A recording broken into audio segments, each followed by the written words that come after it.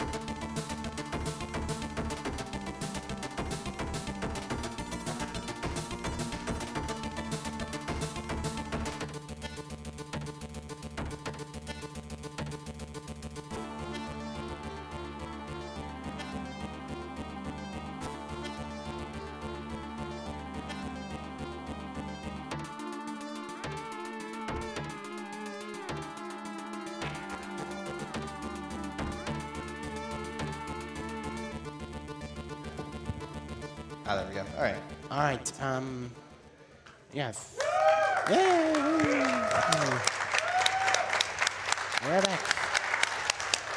Okay, 3, 2, 1, go. So we had a DUP ambush by this last truck. I cast the Singularity to hopefully take everyone out, and it didn't quite work.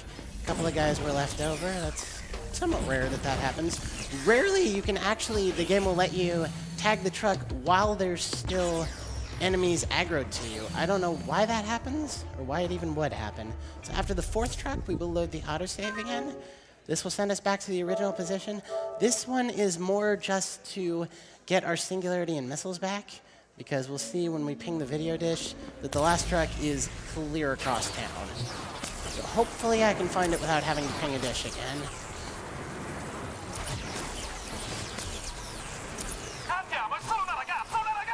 Hey, there we go. It's not too bad. So it's important to attack this one from distance at first because they throw smoke bombs out the back, but you can still take them out with one well-timed missile salvo. Fortunately, mine wasn't that well-timed, but that's fine. Oh, and shout out as well to D-Pad Gamer, who used to run some of the infamous games. And I also just wanted to give a very general shout out to all the speedrunners I watch on Twitch as a viewer. There's way too many just to name, but, you know, you guys keep me going. So the 6th truck is always in the same place, but I really have a hard time finding my way to specific locations. Even in real life, I have a hard time with it. So it's certainly less of a time loss for me to open the map, waste a second to drop a dot, and know exactly where I'm going, than to either ping a dish or run around aimlessly. Casting the Singularity here will take out enemies on the rooftops around this little encounter. Oh, that was interesting. That guy died when he fell down. It won't kill everyone, and even if it did, there's still calls for reinforcements.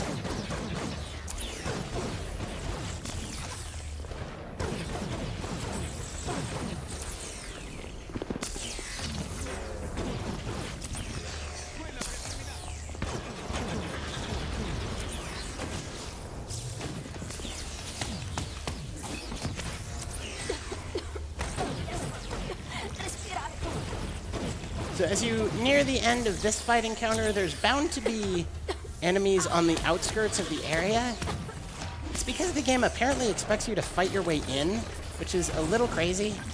Even in like a casual playthrough setting, it's pretty crazy because you have the power to run up walls. So why would you fight your way in? I don't think I ever have. That can't be everybody. Yeah, see, there's one last dude over here. But that was actually a pretty decent fight. So we're gonna tag this truck. Yeah, this is good. The button prompt is tag the truck. It's also a small problem that we don't have a singularity here, but it's only a small one. Also, this is a really big truck.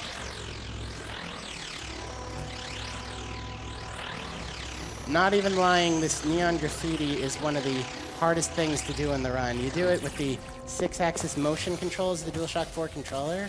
And yeah, we just tagged a truck. Isn't that great? Tag the truck. Building, truck, same thing. Video game logic. Yeah. Hai chiamato I tuoi camion, Shane, in qualche risposta?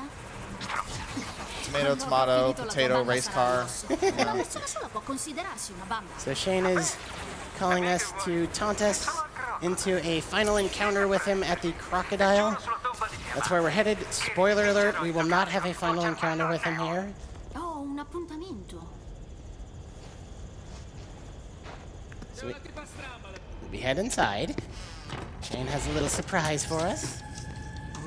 Interesting to note that in the sequence that follows here, you don't have a HUD, but everything still works the same as if you did. So we want a singularity. You'll know you could get one by the sound effect that plays when you rack one up.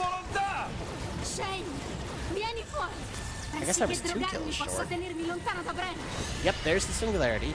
So what I'm going to do now is change the difficulty to expert, cast the singularity, and then just let them kill me. This encounter can go on for minutes and minutes. I think it will eventually just terminate itself. But if you can get killed, Che mossa stupida, you Shane. know, this might be a little too fast for being killed. But if you can get killed with the right timing, it'll send you forward without having to wait out the mission. This should be fine. Come on, guys, kill me. Yeah, there we go. Before we had the idea to shift the difficulty to expert there and we were still playing on easy, at that point, you would just heal so fast, even if you're just standing there trying to be killed. It was, you know, just the silliest way to lose time. And it is still pretty RNG heavy how fast they'll kill you, but it's certainly faster on expert than on easy. And you do leave the difficulty on expert for the final mission, but it doesn't have any effect on it. Final mission is just running. And where is it? There it is. They should spawn right in front of you. These are like Fetch's fractured memories that you're running through. And they should spawn directly in front of you, but they don't always. Ero solo una bambina.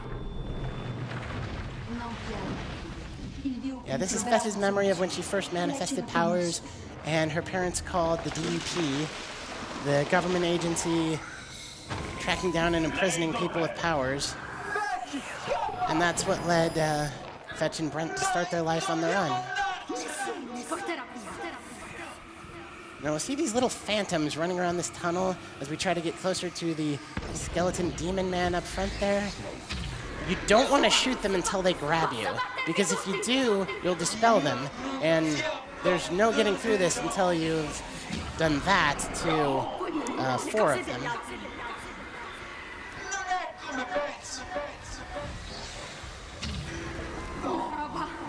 Dove diavolo è?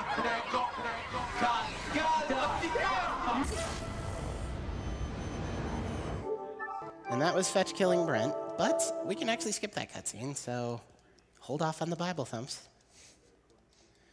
That cutscene skip was the last one to be discovered because it kind of breaks the rules. I touched on this a little earlier. It kind of breaks the rules of how we understood the cutscene skips work because that's a motion capture cutscene. It's not a comic book cutscene. So we didn't used to think that one was skippable this way. And that cutscene is so long.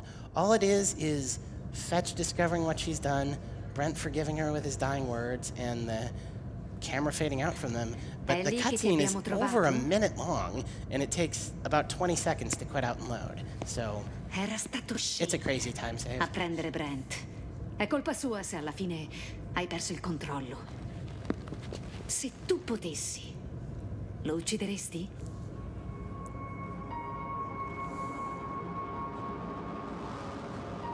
Allora fallo. And Augustine has a little present for us. Fammi un favore, piccolo. Potresti dire a questa bambola che sono un uomo assolutamente normale. Conosco la tua storia, Parola di scout. ma dovevi ripercorrerla per tornare al momento in cui ti sei arresa. Maledizione, non sono uno di quei vostri. Oh. I was gonna do this during the cutscene skip, but I forgot.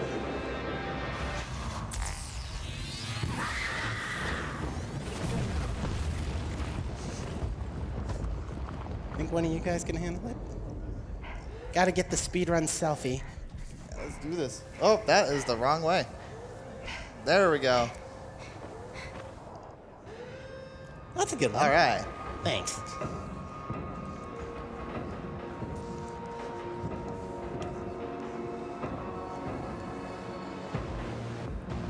I guess I still had time to do that myself. As I say, these cutscenes are longer than you think they are.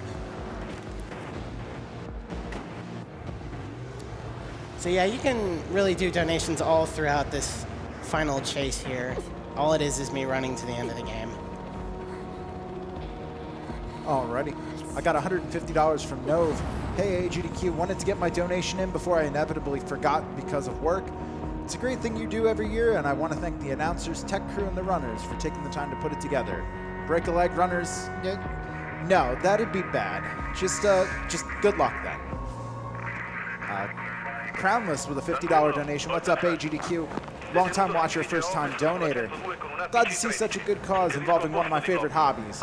Want to make a special shout-out to Emerald Alley and Claris. Keep up the good work. Hope everyone has a great GDQ. And I've got $20 from Sydney, like Australia. I've honestly never played any game, but Allie's making it super fun. You're killing it, girl. Donation to Runner's Choice. Thanks.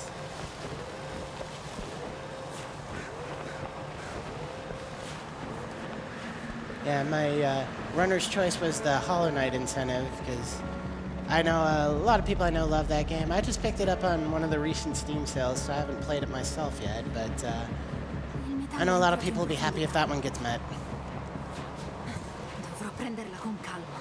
Just a quick update about the Hollow Knight incentive. We are just over $300 short for that. We're getting really close. We do have the Skyrim run between now and then, so make sure you get those donations in. We can get that met.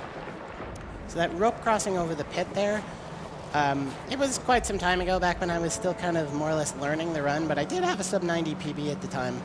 I had a PB run. It actually still wound up being a PB, and I fell in that pit 4 times. It was pretty unbelievable. And coming up, there's the possibility of one of 2 extremely rare glitches that it just hurts the soul to get them, because if you're grinding for runs, you would never get this far unless you're pretty sure you're on a PB run, because this mission isn't an it's not really strictly speaking a mission anyway. This isn't an auto-scroller, but it's kind of like one in the sense that this takes as long as it takes. This takes about 10 minutes. So if you have any unexpected time loss in that 10 minutes, it really, really stings the soul. Those fast ladder climbs are, I don't know what else to say about them. They are fast ladder climbs. You angle the camera up above the ladder, and you can jump up the ladder. Ordinarily, that's not something Fetch can do when she's not powered up in her powered up state. She would just sink further down the ladder if you try that. And you may have seen the mission marker at the end of that bridge there. If you walk to that F, you get a little cutscene of the bridge collapsing beneath Fetch's feet, and you wind up down below. But if you just jump off yourself, you not only get down there faster, but you skip that little cutscene, so it saves a few seconds. So the two rare glitches involve this drone.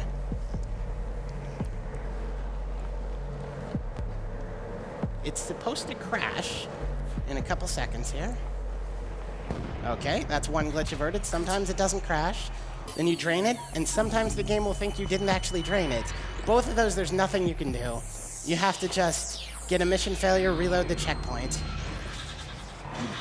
And, okay, avoided them both, so that's nice. Now we get the Unleashed Singularity. At this point in the game, Fetch's Unleashed powers are unleashed. This is the only time you use one in the campaign, unless you actually fight these enemies on the way to the final marker. I never have, not even in my casual first playthrough. I just ran past them. But you are able to use the Unleashed powers in arena challenges after you complete the game. And they really help getting the top scores. Not that I have a top score, but the scores necessary for the challenges. See where those trucks are going, it's actually possible to get up there. It's actually not even hard to get up there yourself and clip out of bounds and run to the end of the game. Sadly, doing that, you cannot load in the actual ending of the game. This game, and actually all the Infamous games are like this, it's very trigger heavy. So if you skip any of the triggers, any of these F markers on the mini-map, the literal ending of the game will not spawn in. Which is a real shame, because that out of bounds is so cool. It's just so useless. It does reveal a few interesting things if you skip loading triggers, because, yeah, those triggers also load things in. These rocks that are falling have no collision. If you skip the trigger that would make them fall down, you'll find that there's an invisible wall there with exactly the same gap as the gap in the rocks.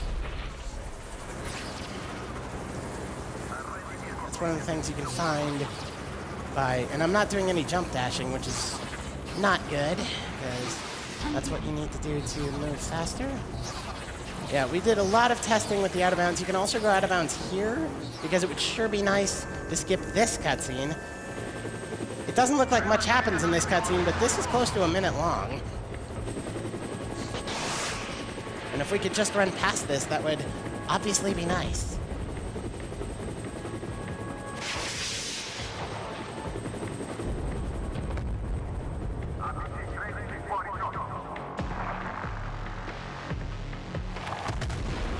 Oh no, more enemies. Good thing we can just run past them.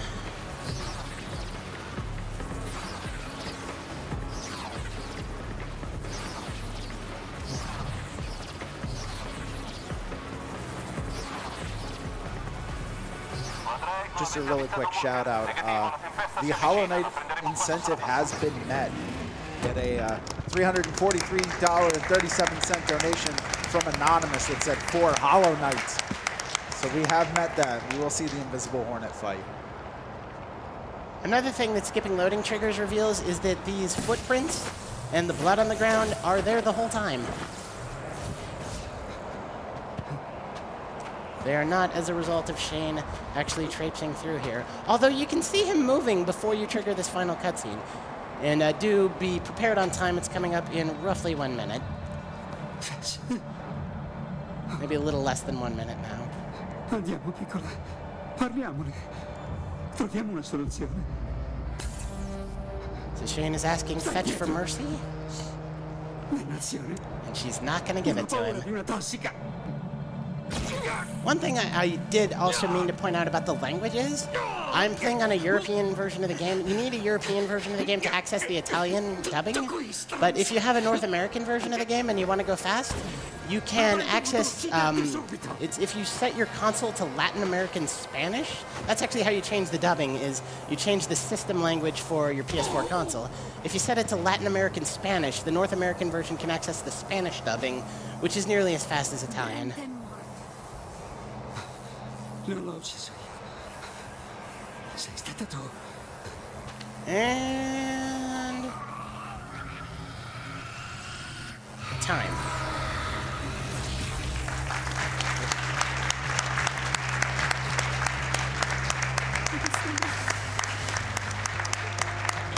That's pretty okay time. Yeah, so that's Infamous First Light. Thanks everybody for watching and donating. I hope you really enjoyed it. It's a great game for speedrunning. It's obviously all about going fast, even in a casual playthrough. And if anybody saw it and thought, you know, hey, I'd love to run that myself, you know, join up our Discord. We got lots of people who can help, and you know, it's a really great run. I hope more people join. And thanks to the two of you for hanging out with me. You're welcome. Thanks a lot. All right, guys, we're gonna throw it over for a quick Twitch ad, and when we come back, it's gonna be Elder Scrolls V Skyrim. Get ready for that.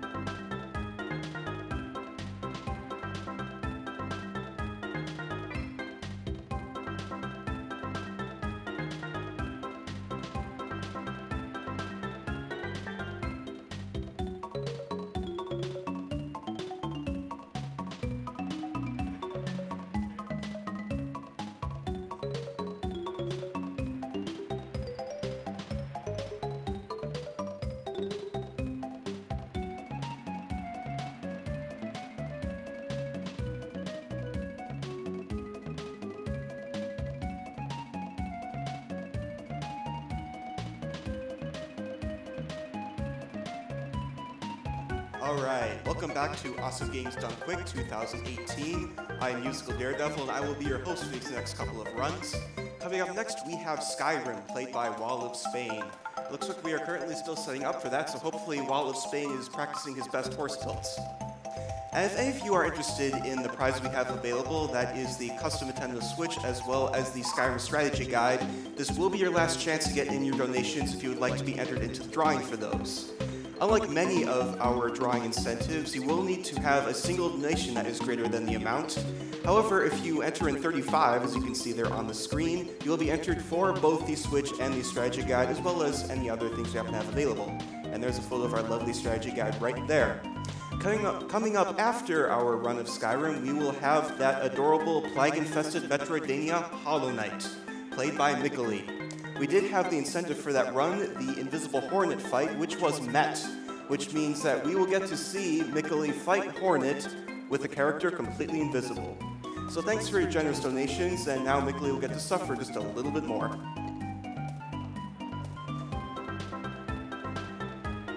We have a $35 donation from Mr. Tomcat, currently doing a master's degree in game development. I'm running this week off as research. That is actually a great idea, Mr. Tomcat.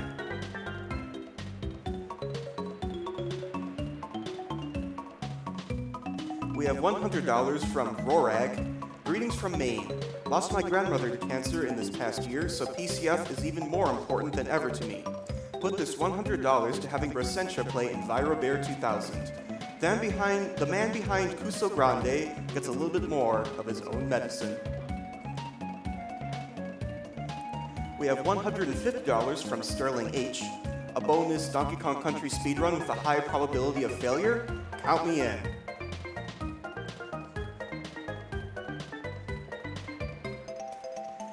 We have an anonymous $35 donation.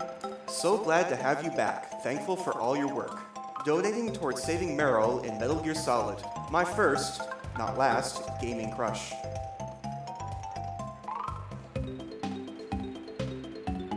We have $35 from Music Teacher Gamer. My mom has worked for 35 years treating cancer patients, so here is $1 per year. While she loves helping people, she wants to retire knowing that there will be fewer and fewer patients need to come in for treatment as we raise funds to prevent cancer.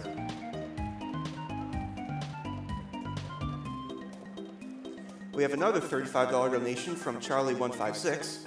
Here's to everyone going through cancer. Whether it's you or a loved one, remember, you are awesome. You will defeat this.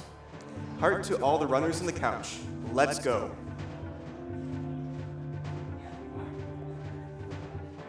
We have $40, from Michael Thorne. They're watching GDQ for years now. First time donating though.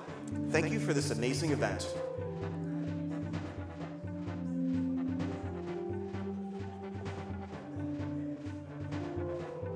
Another $35 donation, this one from Josh233.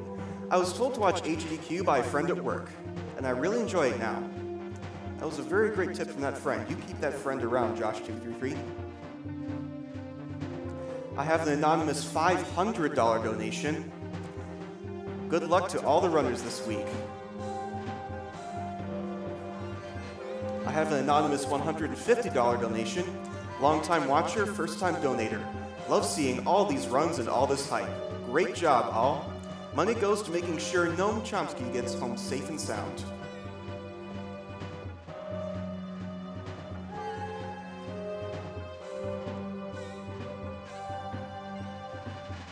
We have $20 and also 5 cents from Skillet. The extra 5 cents is from our 4-year-old, Zelda, who insisted on donating some of her own money. Good luck this week, and let's go.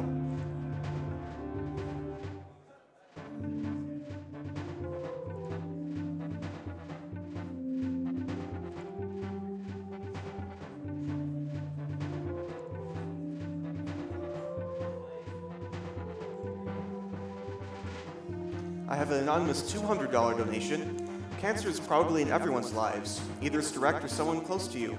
Let's hope this money will make someone's life easier.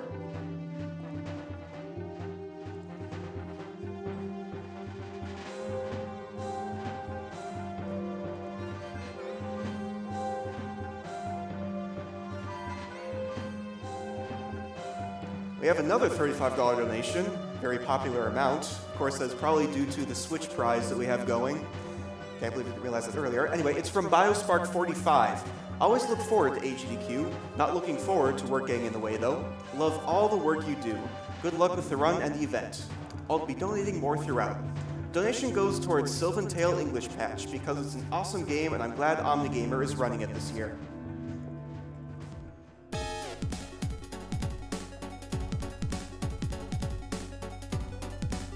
We have $35 from Oudricard. I look forward to GDQ marathons and all of the amazing skills on display. It's great being able to share this with my son so he can see what being a gamer is really about.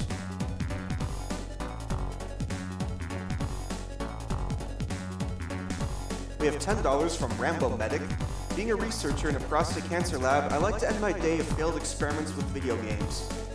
Thank you, fellow gamers, for contributing to an important cause. And thank you, speedrunners, for thinking outside the box.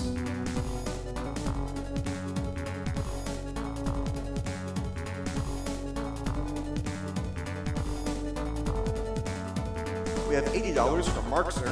Hey there, love the speedrunning communities, and I especially love AGDQ. So here are some dollars for one of my most favorite game series of all time.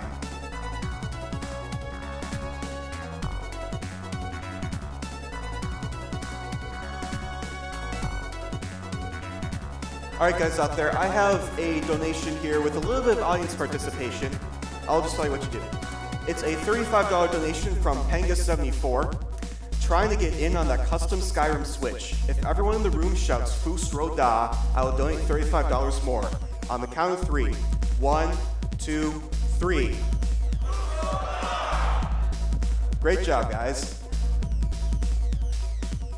We have $50 from Rebus. Great to see GDQ getting bigger and bigger. Thanks to all staff and runners and the whole community for making this possible.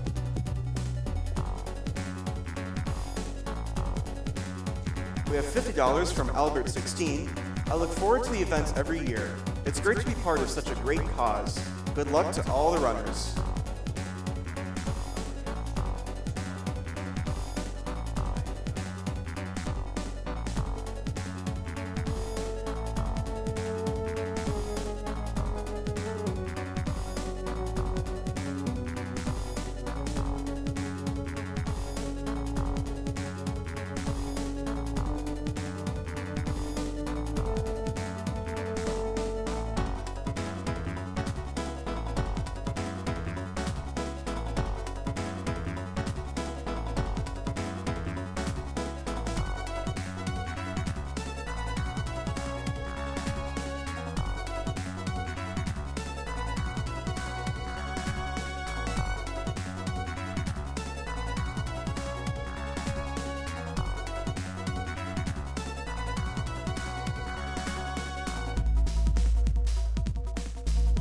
So one quick thing I would like to say is I would like to give a shout out to the fine folks at support class while all of you are looking at this amazing screen we have up between runs. Alex and Chris have put in a lot of work to these layouts, and that work really shows. And with that, we are all ready to go on our Skyrim run, so take it away, Wall of Spain. Are we live? Yeah, ooh, yes. Before we have to start the run, because the run is really fast, we're gonna have a cultural, so please, from my left. I'm LK47. I'm Dr. T. Chops. And I am Enfro. And, come on. I'm Bubbles Del Fuego. Yeah, there we go. And I am Wall of Spain, as it probably says on the bottom thing, I don't know. And we're gonna play Skyrim decently fast. All right. This game starts real quick, and I'm gonna shut up now because I need to focus. Start Chops, timer, brother. take it away. Yep. All right, so we immediately go into an infinite sprint by using quick save, quick load, because this game is very well coded. Yep. This is Helgen. This is supposed to be like the big first running section, but we're just going to jump over the dragon, and now we're on the walls of Helgen. We could actually just kind of jump over the wall and just escape the place. So we're going to do that, but first we're going to make a quick save, because our hands are currently still bound, so we can't just like beat the game right now. We can't interact with anything, and actually the game will soft lock if we go too far. But here's the exit to the Helgen Cave, which is the thing that you're supposed to run through. We're going to do a really funny thing where we're going to make a save in here, and then we're going to go back, and we're going to go get our hands unbound. It's not a good save. It'll be fine. Yeah, it should work. You always say that, but... So we're also going to skip some dialogue with quick saves and quick loads that'll be doing throughout the thing. Because dialogue in this game is triggered by the start of the previous line, not the end. It's one of the weird little things they did. Also, buckets are very important. Go Yep. Go buckets. Yes. Buckets are awesome. And one quick note, he is playing as a high elf. That's just because they're taller and therefore faster because of the way this game is coded. Yeah, so this is a really silly glitch. You need to pause the game as soon as you enter into a load zone. That'll interrupt the actual area transition, and the screen will go black, but you can still quit to the main menu. And then when you quit to the main menu, you can load up a different save. It'll load up the save, and then it'll trigger the area transition that you interrupted, and it'll take that character that you loaded in, and it'll transition to the area, and it just like lets you take a character from one place and put them somewhere else. It's not frame perfect, but it is hard. Yeah. Frames don't exist on PC games. It's not frame perfect. There we go. There we go. Yeah. So the screen's black, but he still has the menu open. So he quits the main menu, and then he loads up the save that has the hands already unbound. It'll load up that character, and then it'll trigger the transition. It'll put them at the end of Helgen Cave, and then we skip all the cave. Just see me. There you go. You There see me it time is. that? I Yeah. timed that. I was like, yo, you know what? Let's time it as you end explanation. So Perfect. basically, this game is impeccably coded. Yes, everything Oh, yeah. is absolutely flawless. And you all know the meme of Skyrim's horses. Yes. Did you know that horses are actually the fastest creature in Skyrim? No, I did not. Well, we're going to find out why. I thought it was wolves. Wolves are pretty fast, but no. It's horses. Can we have a donation real quick? If there's one. We have $50 from Demantic. Been a casual watcher of Games Done Quick for years, and I'm finally in a place in my life where I can give back to the folks who work so hard to entertain and to raise money to do what gamers do best, fighting the final boss, cancer. Let's go, AGDQ. Yeah, we kind of have to squeeze in a donation here because the game is about to get really fast. And stay really fast for the majority of the run. Yeah. Well, for a good solid while at least. I didn't get bandits. No So we're just going bandits. to very casually steal this horse. Yeah. Horses are really, really valuable, and this is the fastest one you can get. And it's going to let us do some really fun things. So we're going to set up a save here that we're going to come back to multiple times. And we're going to tilt this horse. This is the only time in games where tilt is a really good thing. And now we're fast. I can attempt to explain it, but I don't understand it.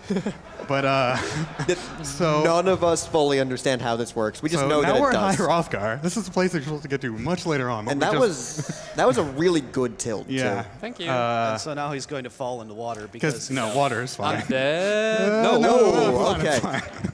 We're golden. There we go. A foot in any direction and he was dead. Yeah, that. It's pixel perfect landing or something. No, It's that fine. that lake just has some spots where you just die, and we don't know why. Bethesda, please fix it. We don't know why. It explains a lot of the things. in The this game. fastest method of travel in Skyrim is horses. The second fastest would be piggybacking on a guard. Yeah, you just punch a guard and then you just say, "Take me to jail," and they'll take you exactly where you want to go. It's really convenient. You can try it in real life. No, do not do that. Do not listen to anything Chops has to say.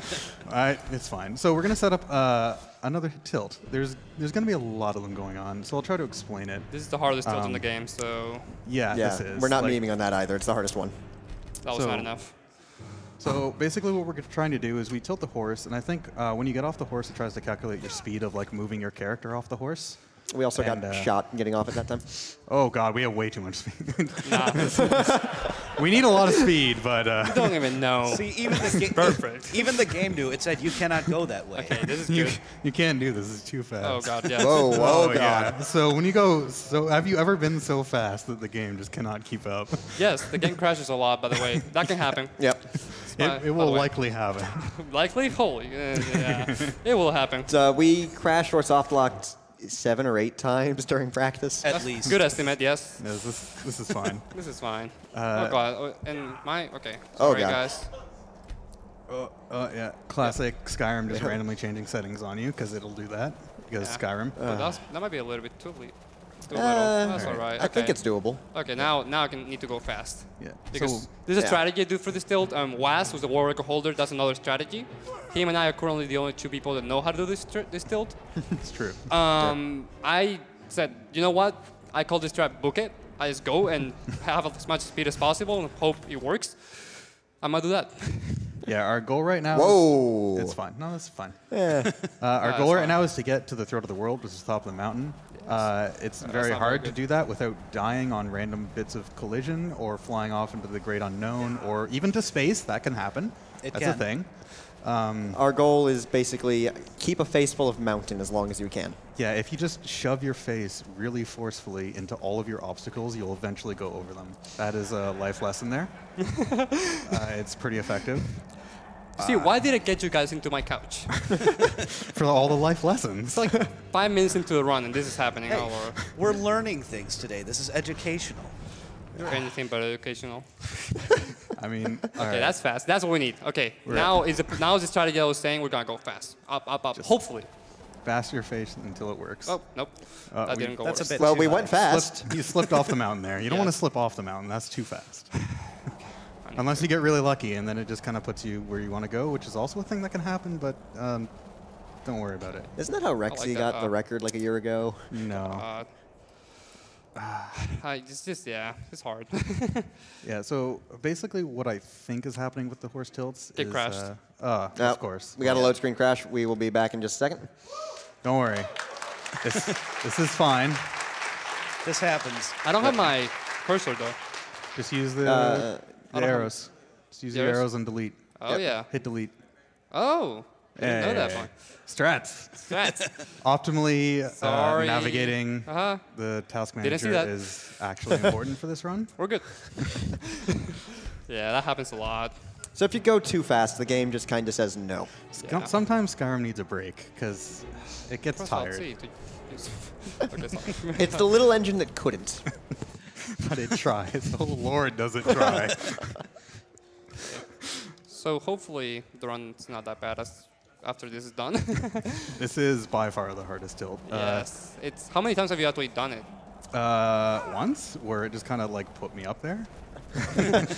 So if the guy who's like above me in the ladder has only done it once, Please, have mercy on me. Yeah, the thing about tilts is that they are really, really fast, but they're also really, really hard to do, as you can probably tell. This is actually looking pretty good right here. Yes. Yep. Now I'm gonna do a safe strat. Yeah, we're gonna have to. Yeah, safe strat on here. Yeah. Yeah. So, you may be wondering why are we going here? You'll get the Clear Skies shout that'll get him past that barrier. Well, It's you know, faster. Why clear skies when you can just fly past them? Yep. Should have done doubles. That's all right. That's all right. Not even thinking about it. Just going with it. And one thing about this run is we won't really have time to explain why we're discovering every location in the order we are. Just rest assured there is a method to the madness. Most of the time. Okay, right there. Todd has a plan. That's all you need to know. Right there, I wait a bit to load the save, just to prevent other crashes. If you wait a bit, you'll probably be fine most of the time. Most of the time. Yeah, but we got the throat of the world now, so that's good. And I'm not. That's all right.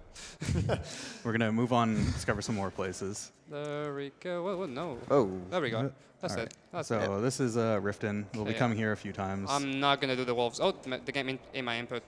Okay, it's fine. That's all right. Riften can just sometimes eat inputs. Yeah. Not Riften, the game. Riften is hungry. It will devour inputs when it feels like it. There's a lot of stuff here, and the game struggles. There we go. By the way, if you The do game that, struggles really. I didn't notice.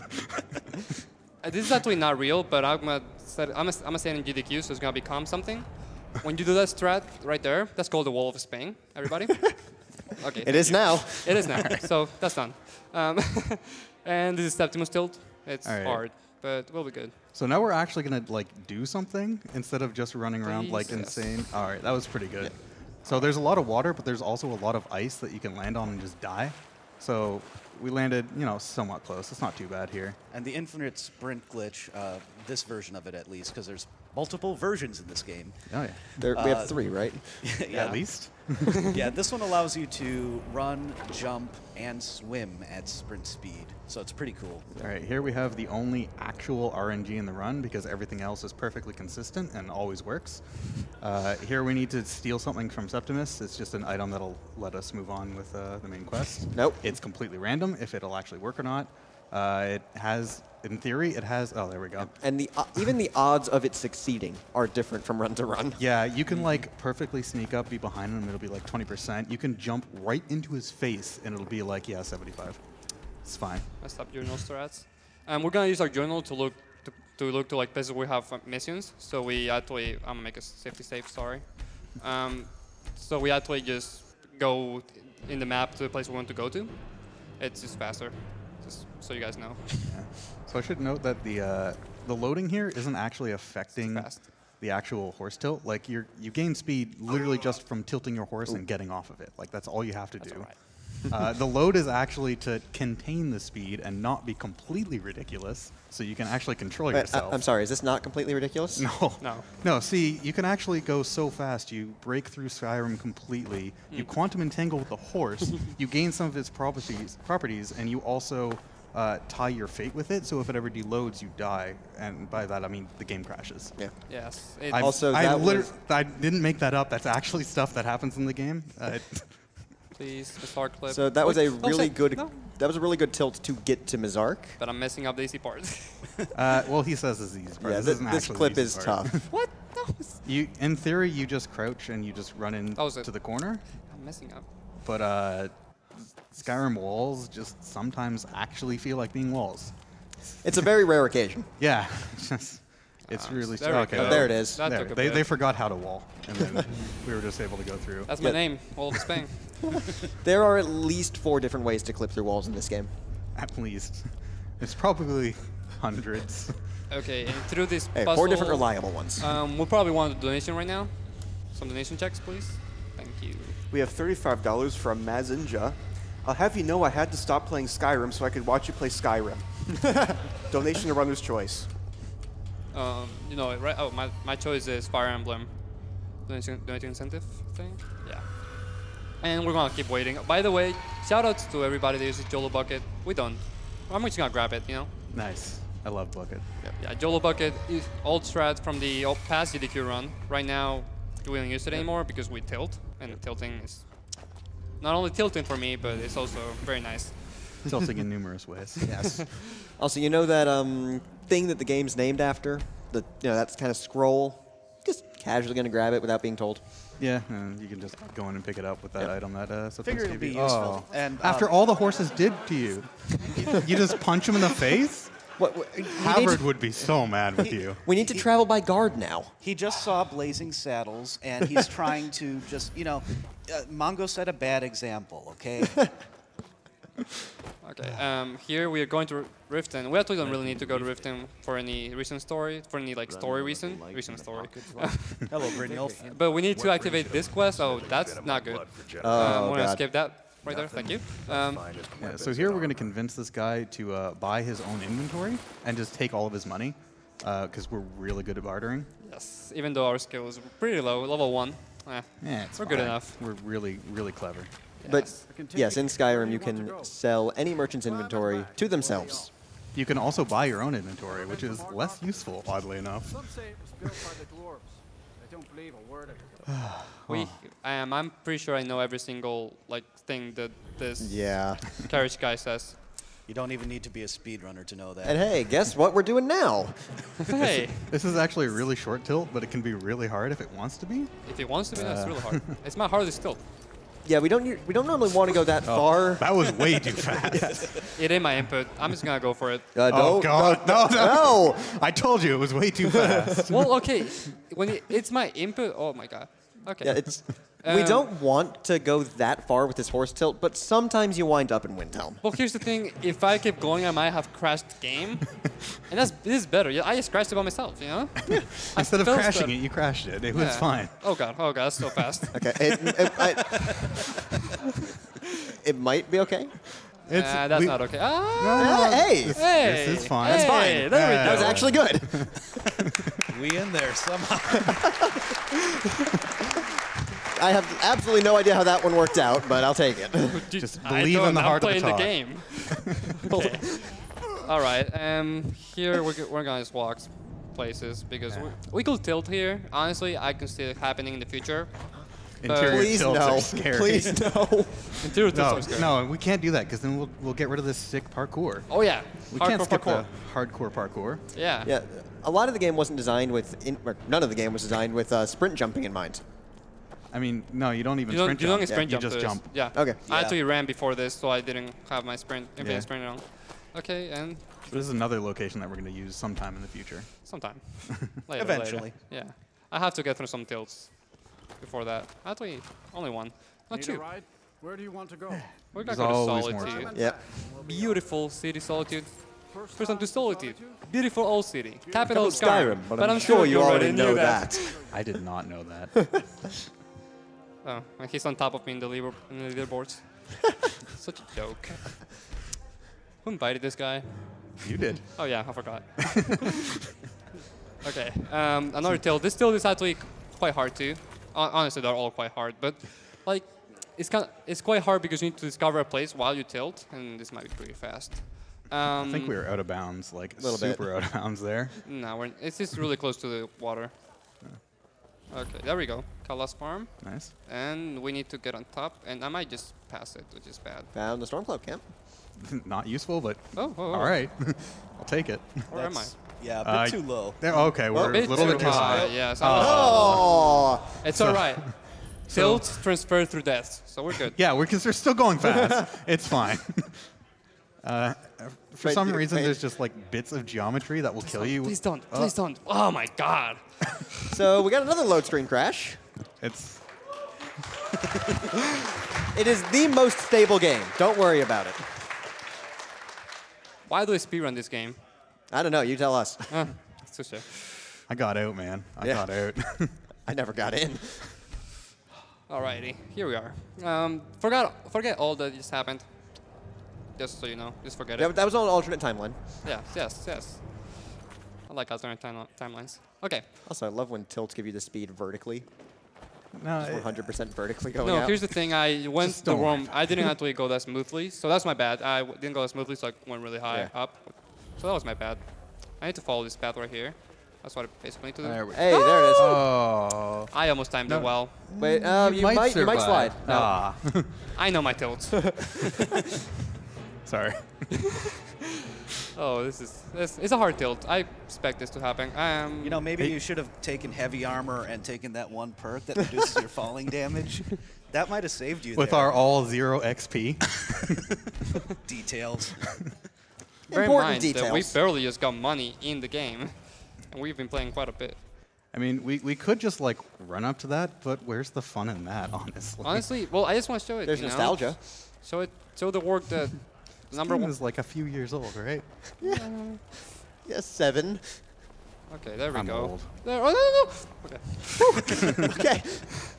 We still my beating heart. Here. All right, so So this is the one of the only strats that has survived from like day 1 of Skyrim speedrunning. Is this the correct bucket? Yeah, it is. this is like ancient strats that were discovered. But Bucket Clip will not die. Yes, never. Oh yeah, we're finally doing main quest. We're gonna clip in here. We're gonna pick up an object, and that's gonna skip like the first almost half of the main quest. Almost exactly half, I think. Slightly less, I think. Half, I think. Pretty sure. We timed it. Yeah, there's No, we didn't. no, there's a Someone might have. We never time anything. What are we kidding? It skips like 6 quests. You don't need to time that. I don't need to make a safety save. The bottom line is that specific one, the game just assumes you did all the stuff previous and starts the next quest, Quick whereas save. previous ones or later ones don't. Yep. Okay. We could also do an interior tilt here, but it's also scary. That would be a nightmare of a tilt. Also, It's with not Infinite Springlet, you can that jump that. Oh no. Oh. I made a quick save. So this is one of the areas designed without spring that. jumping in mind. I mean, you can just make that jump. Easily. Just a normal Okay. jump. And you can also do it Yes, it's by not hard. jumping on the item you're holding. Yeah. By the way, guys, that lowlife right there, his name is Jack. That's Jack. So, Sure. Jack. I'm alone, okay? I play this game a lot. Okay, got to grab that bucket. I say that's important moment for the story, but we can squish in some donations for right now. Yeah, So, he's just going to be skipping some dialogue and stuff Yeah. like that, so it's a good time for it. All right, we have $35 from Sparta. My PB in Skyrim is just under 700 hours. It's not very good. No. We have $150 from Sam Myers. Elder Scrolls glitches get funnier every time. Just amazing. Just wait. Yeah, hey, you're We're not. not even done. Hey, we're not the ones doing them right now. Thank you I'm not skipping the dialogue, by the way. Oh God. Okay, keep going. Thank you so much to everyone who makes this event possible. It's still going. Oh, no, Yep. never mind. Nope, it's going. I was about to take a selfie, but I didn't have time. My phone is slow. So yeah, Esbern has about 8 locks on that door. Yeah. I think that's the biggest tragedy of this run is that there's no time for selfies anymore because we kind of skip all of the downtime with tilts and more fun strats. Guess where we're going? Back to the beginning of the game. Because, yeah. This convenient save is actually really convenient. Yeah, so we have to like leave this area and you can't fast travel out of that area, but instead of running back, we're just gonna do another load warp. Yep. Because it's a lot faster. There we go. The second try is pretty good. Okay. You can get lost in the menu and then you're sad because you're lost in the menu and you can't see what you're doing, but It's alright. I never get lost. Oh, I've done that so many times. My fingers just go for it. Though, like 3 times I've tried that load warp, I have quit desktop all of them. Yeah, it's quite a hard low warp, and yeah. And right now we're just gonna go back to Riverwood, just to actually follow the story. Right now we're gonna pick up with the story with all this. Oh my God, with all the things that we've done, we're gonna just pick up with the story because it's a story. But by the way, if you guys didn't know, we don't just fly everywhere, except right now. Yeah, right now we do fly literally everywhere. Yes, yes. Wait, what am I doing? you're going a little bit fast little there. far. We're fine. Yeah, we're fine. Yeah, you mentioned interior tilts. Yeah, Right where we need to be. you tilt so hard out of the bounds of the world that it just kind of gives up and puts you into this inn.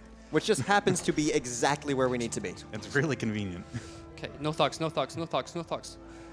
Oh yeah, Septimus can send hired thugs after you. Yes, yes. Yeah, Septimus is pissed that you stole his cube. Even though he's going to give it to you if you just like talk to him a little bit, he just really likes talking. And I don't know why I did that. Now I'm messed up. I'm just gonna wait a little bit more. It's very precise timing here to skip this dialogue. No, it's not. We're fine. right now. There we go. All right, more lore skipped. Yes. There's a lot of just awkwardly avoiding dialogue in this game by either just entering an exit or just like bumping into people. And we're about to get a showcase of that running into someone. I love how the adjective you use is awkwardly, because it is very awkward, like the way we do it. Yeah, he'll just start saying something. You just kind of. By the way, because our estimate is so high, we're just going to get married. Please help. Yeah. Yeah. I think we've been going way too fast. I need to say, oh my god, what? Well, you got mauled. Okay, that doesn't matter. We're going to get married, okay? So we've been moving really fast throughout the entire run. Let's get settled. Yeah. Literally. Games Done Quick needs more love. So the only solution here is to keep moving really fast. I mean, I think it's pretty reasonable. You like go up to this guy. We're gonna give him like a big sum of money, and that's how love is made. And you can get married, right? Yeah. Yes, sure. Let's go with that. Yes, mercenary. Yes, exactly. And to see that I'm serious, I'm actually adding more time by doing this glitch. What do you need? So with this glitch, I can add more time. Yes, there we go. So the actual quest one start after 24 hours of this, so I have to have more time to do more lore and then keep going. You know? So we'll be back for the marriage. We'll be back. Tomorrow. Yeah, exactly. Tomorrow. And I don't know exactly what the time is. I don't really care. Instead, we have more lore. Yes. And more awkward And conversations. more running into people. We literally tell them we don't care about your, Hey, about you your did stuff, first. so we leave. Also, over here is a weapon called Dragon's Bane. Since pretty much all we fight is dragons, it's a very useful weapon. And we're just going to kind of make two of them happen. If you just mash, pick up, and quick save, you can just kind of like get two of them. Can't you get 3 if you mash fast enough? It is possible, but the game just kind of decides when to give you 3. I feel like the audience is not impressed anymore with what we've done. So now we're just going to keep running into this old man over and over again until he gives us what we want. This is normally a really long conversation, but you can just kind of like bump into him a few times, and he just gets really weirded out and just lets you leave. Works in real life too, probably. Yeah, just try. That one probably actually does work in real life. Wouldn't recommend it, but probably. All right, and now more lore. We're gonna go to High Hrothgar and talk to them. They will teach us. They will send us to their leader, Parthenax, which, spoiler, is a dragon. Oh, dude, ruin the game. Yeah, time to go talk to these wise old sages who we have not met before. By the way, bucket clip, because we don't want to go through the cutscene of having to get the key to open the front door. Yeah, since we kind of skipped the first half of the quest, the front door is just locked forever. Yeah. There is no way to get the back. key. I don't know why the back is open. Don't ask. I mean, why would you ever lock the back door? They have all. Sure. I mean, I can tilt over there. It's true. But heed my warning. Okay, we're just gonna select some dialogue real quick. So you have to be really careful with this dialogue. Only Parthenax. Yeah, if you pick the wrong dialogue option here, Arnger just like gets mad. I just And did. it adds an extra line, doesn't it? No, he will like get mad and be like, "Go away," and think about what you've done. You have to like leave Oh, for yeah. 24 hours or something. It's awful. That's just one travel, dude. All right, and then here we just have to pray that the game just like behaves and like occasionally doesn't glitch. Yeah, Please. Occasionally it can decide to just not give you this shout. Occasionally. Oh. Like in practice before this? Yes. Yes. That never There it happens. is. See, it works perfectly. It always works. It works Yes. perfectly. Okay, it we're always good. works. We're good. Yes, we're golden. Okay. We need this shout for the very ending of the game, because if you don't have it, you just soft lock. Because the game assumes that you need it to get to the end of the game, but like we already got the fast travel point for the start I'm of not the doing world. a quick save here just in case I didn't get it. Because can never be too safe, right? I mean, the backup strat would just be killing Parthy. That's a quality backup strat. Save is sexy, guys. Okay. I gotta stop talking now. Well, time to meet the voice of Mario. Okay. Oh yeah, it is the voice of Mario. Also, I would like a donation time right now. It's just talking to a dragon, so. No big deal. That's boring. Horses are way cooler. I have anonymous 35. Horses are pretty cool, as we've seen. I have anonymous $35 donation. Give cancer an arrow to the knee.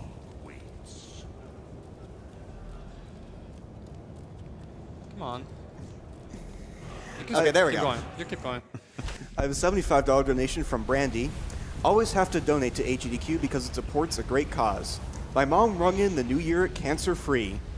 This is great for us as we welcomed our first child at the end of last year's AGDQ. So my husband is pretty pumped to watch Skyrim with his son. Okay, we're gonna just skip this. He's just gonna tell us, hey, what do we need to do? He doesn't assume that we have already the Elder Scroll, so he's gonna tell us to go get the Elder Scroll, but we have it already, so. Hey, go do this fetch quest for an ancient, all-powerful artifact. Oh, we already have one of those.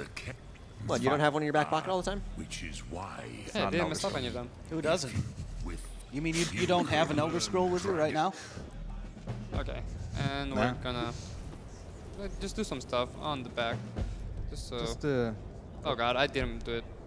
There we go. There we go. I misclicked that twice. I hit the mic, I'm sorry. Oh, wait, hold on. You forgot about the marriage, dude. Oh. The marriage is today. You're right, yeah, I forgot. Sorry, yeah. What am I doing, dude? Don't want to break his heart. Yeah. Come on. God, could you imagine if we broke Mercurio's heart? Poor Mercurio. Dude, we've talked to him once. Gosh bless Mercurio. Fancy yourself. Also, by the way, this is definitely gay marriage. Yeah. So. Oh wait, there's also the Elder Scroll. We should probably he did tell us to read it. Yeah. Okay. Let's see what's in it. Okay. So apparently there's a time wound in this chapel too. Oh. I hear that you can get those pretty cheap at the dollar store. Oh. Bye, Mercury. Oh, well. Failed to attend your wedding ceremony. Wait, I was there. Oh. Okay. Well, sorry, Mercurio, Where's the I dragon? guess. Hold it. Okay, that was actually intended, guys. I will never marry Mercurio. Oh. So yeah, basically marriage is really weird in this game, and you can use it to break a lot of things. Oh. Including the map. Yeah. So this is supposed to be a really long cutscene where you're transported to the past and you just see like what happened. But we just went to the past and killed a dragon that was supposed to be killed by some guy in the past. So now we've like fundamentally altered the timelines or something. I don't know how that works. We basically have movement here. Now we now are in the past. I don't know what just. Yeah. We're in the past, which looks an awful lot like the present. Just with a bit of a sepia overtone. Yeah. Also, sepia. I cannot quick save here, so I cannot. If I quick save quick load, I'll just quick load back to the future, to the present, which is bad. Because you know, in the past, saves hadn't been invented yet. If you quick load in the past, you get Skyrim, Dragons of Future Past. And there's no sprint bar either, so there we go. Those are things that they didn't know in the past. Now they know. So it's just using this time that dialogue is happening to do other stuff that needs to be done. Yeah, this cutscene just kind of like mostly keeps going as you're traveling around doing stuff. You occasionally have to come in and like poke it a little bit and be like, come on, keep advancing. So for this to work, would they have to actually have been brought to the future? I needed to learn. I need to hear that. Ooh. We have to go back to the future? That hurts so much. Ow! What did you do? I don't know, but that thing's made out of iron or something. Ow! Also, press F for Rip life. She tried so hard. She did not expect the man from the future. So she has to die in this cutscene? Yeah, so we just kill her. It's faster. And we're just doing a ritual thing here. There's also a weird soft lock where the dragon can actually fail to kill her. Yeah, there's also things where like they can like clip into each other and start dancing and like kind of fling themselves off the mountain. This cutscene is really, really well made. And that's when you're not like messing around with it. That's when it's just playing out like To be fair, the fling off the mountain can work for you as long as it's not Feldir and Gormlaith dies in the fall. Okay, hardest fight in the game coming up, and only there's 2 fights, so it's the hardest fight, but it's not really that big of a deal. And I got my swords out. That's bad. It might crash the game. No, it didn't. Good. Okay. So this is the first Alduin fight. This is like actually a difficult fight. Yes. We used to play as an orc to make this fight faster, just because the orc's active skill makes it completely trivial. I missed that. Did you? Well, no, I missed the timing. Oh, It's just going to walk around now. Yeah, it loses a little bit because he has to fly around. Yes. So what we need to do here is manage him with shouts to stagger him, with positioning to bait out his weakest attacks. And then we can just chain these power attacks over and over again. It's bad. It's horrible. Run away, run away, run away, run away. Yeah, so we did the Fire Breath. Fire Breath is bad. We want him to do the wing attack. Ice Breath is bad. Whatever. That was Ice Breath. Ice Breath is even worse because it takes our stamina. Right there. Ice Breath, being stuck in a full Ice Breath is kind of a fight's over. Okay, there we go. Oh, stop doing that, dude. He just really wants to hug you, man. With his face. This is the worst fight I've done in my life. This is bad. Okay, we're gonna do something about this. Stop. There we go. Okay. Yeah, so you can use Dragon Rend to stun him. I think I can get it. Reposition yourself. This is bad. It's gonna be close if it works. Yeah, this is bad. Yeah, this is bad. This is fine. Okay. Is it? I might not be able to make it. I just made a bad load. I'm so sorry. God, I'm stupid. If we get enough staggers right on time. Nope. Actually, this is not gonna work. No, just try to keep sprinting around him. Yes. That's not gonna work though. Okay. Well, try to keep sprinting around him until Do we Dragon not comes have back enough up. skill? No. Oh, this is bad. Hide behind the dragon shout wall. Are we doing? Yes, we're doing castle strats. Okay. Okay, we're doing castle strats now. I'm pretty sure this is legendary glitchless strats, where you hide in a corner and shoot him with a bow for like literally 15 minutes. Why does that People category think exist? Oh my good god. category, man. I'm an idiot. I'm sorry, guys. Okay, I was the first one to do glitchless for this game, and I hated doing it. Yeah, but what if it was legendary? Then We're gonna it's wait. legit. If it's below 35 minutes, 40 minutes, we're good. Yeah, you're at 33. Oh, we golden. This is fine. Oh, what? Wait, what? Yeah, damn. Okay. This is fine. Castle strats, just castle strats here. Just Bring him to the Greybeards. Just accident. This should be good. I feel so bad, dude. Just pull up bubbles and do a console command. No one will notice. Wow. Honestly, Wow. that's actually a good. That's actually a good idea. Does anybody know the console run? Do you know the console? It's just TGM. It's fine. This is. Yeah. Yeah, Nope, nobody look. Everybody close your eyes. Close your eyes. Close your eyes. Close your eyes. This I didn't is mess up. this Close is your eyes. marathon safety. Wait, I actually don't know the code. TGM. I mean. God mode enabled? Wait. Yes. Yeah, and then just kill him. Go murder that god. Look, the Skyrim speedrunning community is, to be fair, you have to have a very That's the wrong dragon. This is the worst thing I've done in my life. Oh, I feel. Okay. Oh, I got Parthenax. Why are you killing Parthenax? Wait, I hit Parthenax? What? Okay, where's Alduin? That's Parthenax, probably. Wait, where did Alduin go? Oh, he's over there. What's up, buddy? Oh man. Oh, this is probably funny, but it's probably, oh, God. This is fine. I told you. We're going over estimate. Oh, all right. maybe. Where did it go? We'll be fine on estimate, I think. No. Well, Skyrim speedrunning is a work of art. You wouldn't understand, okay? Yeah, No! Wait, what? What are you doing? Stop! Calm down, just murder the dragon. Okay, murder the dragon. I can do that. I can do Murder that. the I can do dragon. that. To put in perspective how off the rails this got, we have all three of us up here know this really well. We've never seen this go this pear-shaped. Yes. So would you say this has never happened before? Okay. Yes, actually. Nobody has ever died to this enemy before. Nope, never happened. Can we TGM Have you now? seen it got? Can All right, we did it. We did it. Yeah, first and try. the TGM. And the TGM. How do we do that? How do we do that? I never used it. Tilde, Tilde, hit TGM. up. Yeah. Or TJ up. Run. No, he's gonna run away. He's gonna run away. No! Just dragon rend him. I'll come down. I don't have. There we go. He'll land back Okay. in his normal How do we? spot. How do I get? Tilde. Tilde, up. TGM. But back again? Yeah. Yeah, there. Ah. No cheats. Disabled. It's disabled, and there's no cheating. I've never had to use. This TGM, is so. SDA verified. Oh, I'm such a fraud. I love Skyrim. No, let's play the game, okay? Can we? Yeah, so the problem there is basically that if Alduin decides all he's going to do is breathe, you're kind of screwed. Yeah, if you mess up positioning at all and he just takes advantage of it, you just kind of lose. And if you have a bad save, like, there's nothing you can do. The upshot of Orc is that their special ability increases your damage and also your damage resistance, so it makes the fight like incredibly easy. It doubles your damage and halves damage received. But honestly, the most insane. important part of the run are the tilts. So yeah, the tilts went perfect, so it's fine. Well, we did mess up sometimes, but.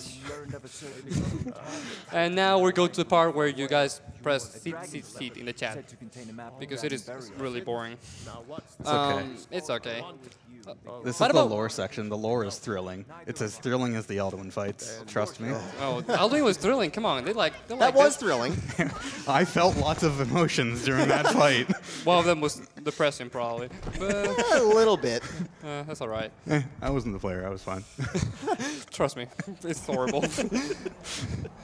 Okay, so we're gonna talk to these guys again. We like him.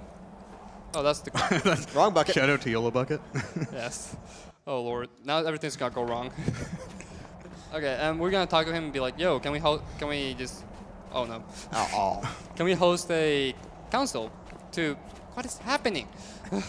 See, you say this is all going wrong. I think it's going perfectly. This is going Skyrim. It's a good. This is what Todd intended, okay? Oh. So we're gonna tell him, hey, can we have a council in your place? You know, because we don't have a place yet. We haven't bought it yet, so we can host it. Blah blah blah blah blah. There we go. Also, what happened to that Mercurio guy? Yeah, maybe he has a place. Oh yeah. Oh. We could totally host the Peace Tavern at that bar, right? Yeah. I mean, everybody loves alcohol. Like that's how all the best Yeah, peace make us treaties are made. Safe. I mean, it may end in a barroom brawl, but if nobody remembers the brawl the morning after, who cares? I mean, yeah, perfect. you totally signed this peace treaty. Yeah, you see this X that's just scrawled? That's your signature. Yeah. We're not gonna level up, by the way. So deal with that. If you cannot deal with that, get out of here. The leveling, This is a low percent run. Yes. the not leveling up is why the second Alduin fight is much safer. There's something I can do for Yeah.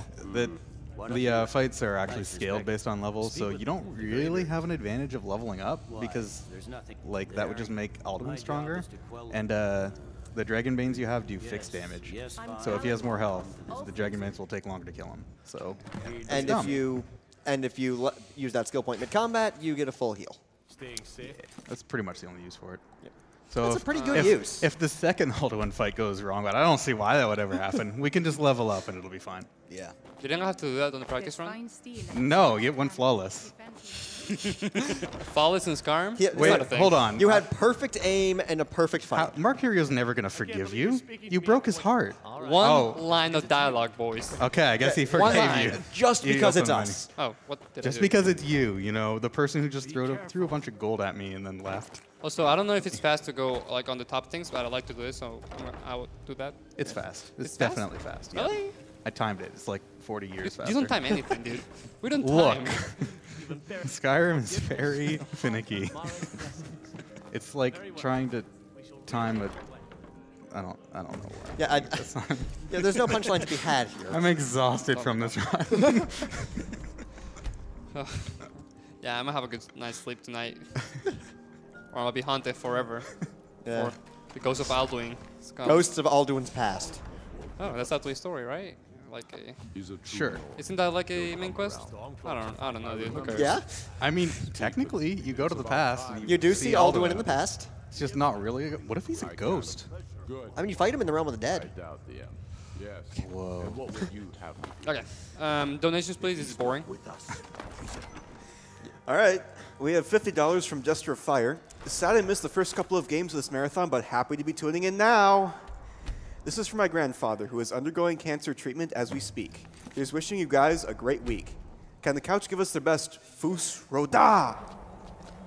Roda? Oh, sorry, I was focused. Yeah, sorry, we're looking at other stuff. Do you want me to actually blow out your microphone? Please don't. Yeah. We already had one of those this run. Yeah, that was me. Sorry. Oh, what is happening? Please, I might mess this up now. What time You're is getting it? Skyrim. Oh, we're good. We're good. Everything is. Okay. This is fine. Let's go about the council. You know, about the council. so we can yeah. have some more donations during council, I believe. Yes, but let me show you guys something real fast. It's gonna be happy and good things. Okay, I don't know why I did Yeah, that. so this is the Peace Council. We have to sit here. We have to talk to these people for like hours and hours, and then we're just going to like make sure there's peace and everything. Talk? I don't do that. Bye. You failed to attend your wedding again, dude. Poor Mercurio. You broke his heart twice. You monster. Okay, so now that I'm going through this boring things, you can have donations. Please talk over me. I have $150 from Finch144. Keep up the great work, all. Can't promise that, but we'll try. What great work? It's not been good. It's gonna be. It's quite a bit of time. So. I have an anonymous $35 donation. Hello from Scotland. Decided to donate now so I don't forget later, especially since Skyrim is my favorite game of all time. I'm sorry. Yeah, it's not mine. Sorry. Well, at the very least, they're looking forward to seeing it broken.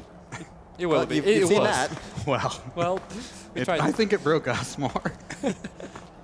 We're not done breaking it either. Sometimes it goes both ways. Okay. It's a hate-hate relationship. What time? Can I see time? You're at 43. 43. Oh, whoa. That's my. Oh, there we go. So, Dragon Boy, well said. That's some weird interacting. It's fine. That has never happened before. All right. I mean, It's never happened before. Well, so barely anybody does this strat. So. yeah. So the normal strat for the council is you just actually sit in there and you just mash quick save, quick load for like 5 minutes straight. It's really fast when you remove the loads, but you know, at a marathon where you count the loads, it's really slow. So instead, you just get married so you can run away. Yeah, finding From a way to both skip, your marriage and the council, I guess. Yep. Hey, Finding guys. a way to skip this thing was kind of the holy grail for a while. We skipped it. It's just not. We useful. skipped it. It's just slower than the dialogue. Hey guys, we're back to the interesting part of the run. Oh yeah. So Well, now okay. we did all that just so we could like get a dragon shout to call this dragon. And for us And, to be able to capture this dragon We're ready, as I in promised. this place, My men know what which, by the way, is made out of wood. And it's very thin, as you can see. I can call the dragon as I'm inside. I feel like somebody else has made that joke already, so. I think he was just outside, just like listening in on it. He's like, oh, that's my name. It's I'm just gonna follow the Dragonborn everywhere he goes until I hear my name. He's gonna square up at Venge. So, Hey, good yeah. shot. So we time that so we can shout him as soon as we go through the door. And unfortunately, this guard survived, so we have to get the extra animation of him dying. I need to shout at him There again. goes the guard. And now we just kind of like need him to behave and like run close, hopefully. This is scary. I don't like Arrow- it. Oh god, please. he's breathing fire. Oh god. Just Come on, come here. Come here. yeah, no, just outie. I'm Yeah. sure they can deal with it. Yeah, they can deal with it. I mean, you saw what happened at the last dragon fight, right? Yeah, no. We're not doing this. Don't want to deal with that again. We're not doing this. NPCs can So- deal with it. All right, good. There we They go. dealt Okay. with it. We've made that joke way too many times. It's stale now. Good job, name is White Run Guards. I think at least one of them has a name, probably. What if their name is Whiterun? And the surname is guard. Also, we haven't had a courier yet, so 99% of the time he'll come here. So I'm gonna try to run away from him. Yeah, the courier's been trying to give you a message, like chasing you while you're flying around the world the entire time. Obviously, he's not really able to catch you. He's There we a go. very, very dedicated courier. And to skip that cutscene that's very slow of like going into Skulldolphin. Skulldolphin, yeah. Correct. We just go somewhere else. Hey, guess what load he's loading? I bet you guys forgot about this, huh? Look. I wish I could, but we don't get to say nay to this skip. I'm not apologizing. Hey, man. Hey, this is That's too far. not like I will do. Yeah, so this is normally oh, he got it eventually.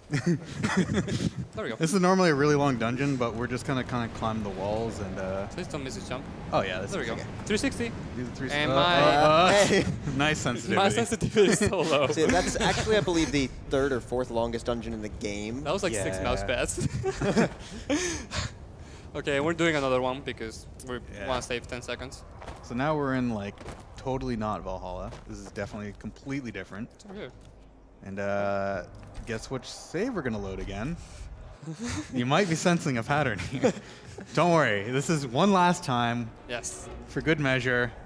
This horse has been with us the entire adventure. What a hero. That's pretty That fast. horse saved everything. Back in the saddle again. Okay, I don't like this. I can this- land over here. Nope. That's Oh. alright. That's alright. We It's transfer speed through loads. Speed just goes through loads because obviously. And we're gonna land right here, right here. Nice. All right. That's not bad. It was safe. Where are we? Oh, that was pretty far away, actually. I didn't meant it to be that far away. Probably didn't really save any time, but it's fast. Not at all. It doesn't matter if the speedrun takes a long time, as long as it's fast, and this is really, really fast. Okay, this game could honestly take 30 minutes or 55. That's World record right now is 26 something. Without loads, yeah. So this is a fight. Oh no! Oh god! It's fine. See, he can just like decide to one-shot you if you're really unlucky, but okay. And I would like to make some shout-outs right now to the speedrun Spain community. We're a small community, but we're just starting. So just if you're from Spain and you want to speedrun, just try it out. I know it's not a normal thing, but hey, it's fun, kind of. Speedrun Español, same thing, just with all the Hispanic country. Elder Scrolls community, specifically the Skyrim community. The Colorado Melee community, which is probably supporting me right now. All my friends and family, if I have any of them. And, of course, my couch. Can you guys clap for my couch? I'm clapping for you guys. Okay. We're all clapping for each other on the couch. Yes. I'm clapping for me. I think you should go. Yeah. All right. I'm not. And let's kill this outdoing. And now we have the god of the end of the world to kill. Yes. But first, we have to blow smoke back and forth at each other for like 3 minutes because that's the thing that they decided to put into the end of the game. Am I even overestimated yet? Don't worry about it. I'm overestimated, okay. No, you're not.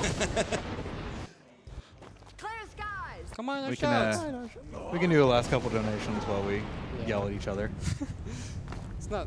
There's no way to skip this. So. Yeah, you go yell at those clouds. We have $50 from Tyler. When my dad was diagnosed with pancreatic cancer in 2013, the first thing my partner and I did was bring him a new controller and a copy of Skyrim Legendary Edition.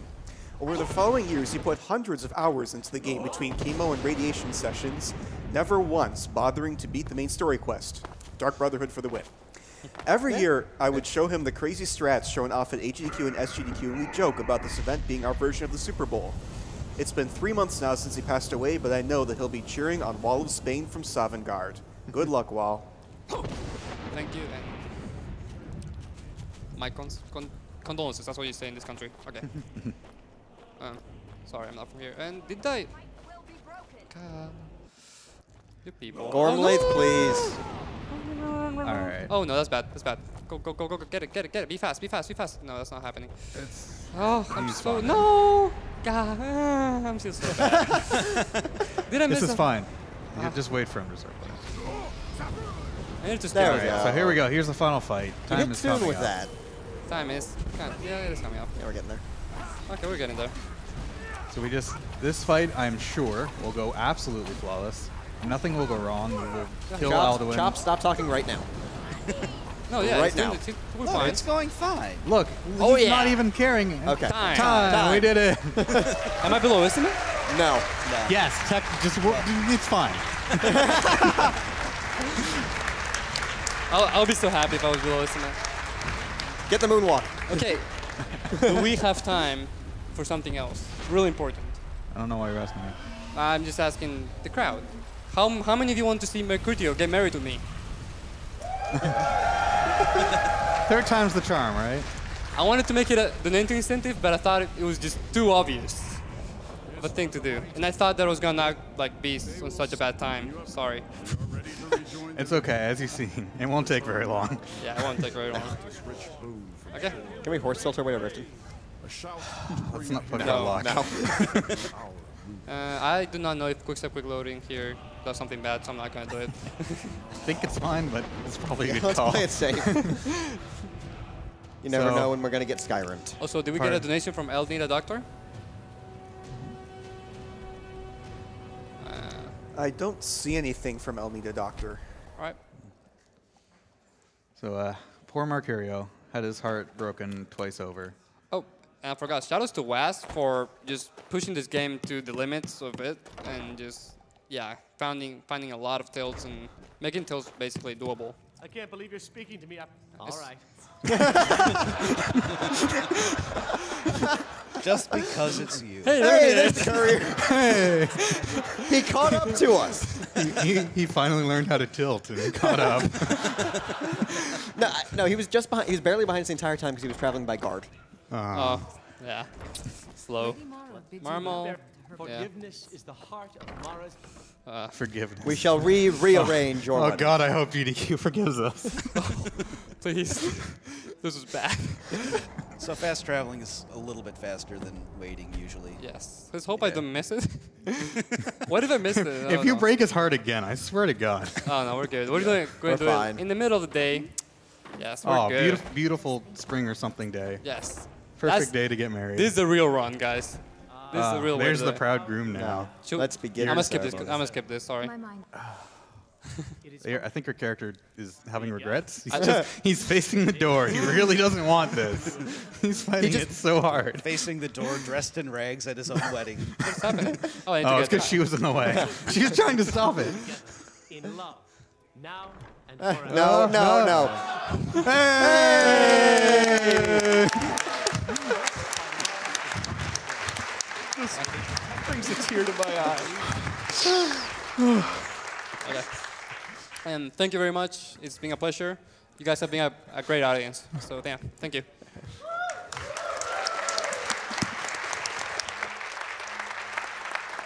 So yeah, that happened, whatever that was.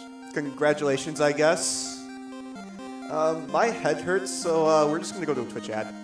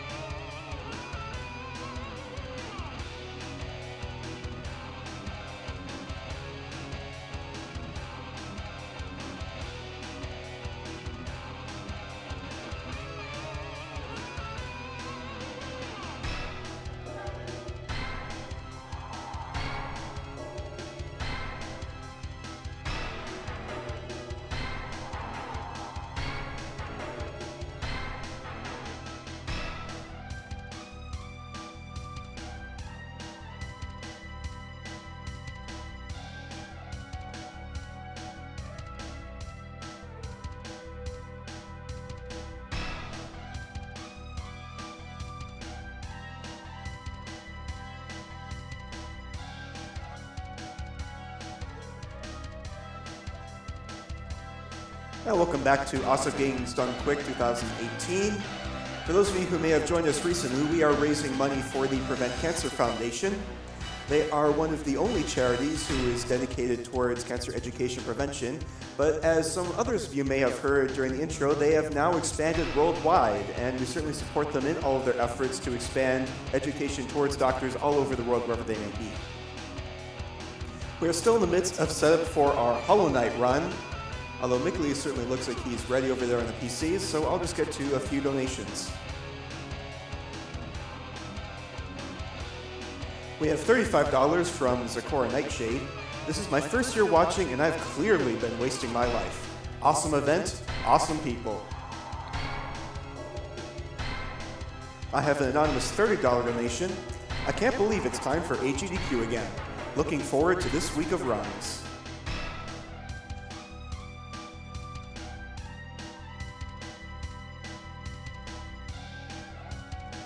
We have $30 from Oreki9165. Finally, it's time for AGDQ again. An awesome way to start the year. We have $15 from Skyrim. Every year watching, like always. Good luck to every single runner. I would give more money, but I don't have any. That's perfectly alright, Skyrim. Every donation is appreciated.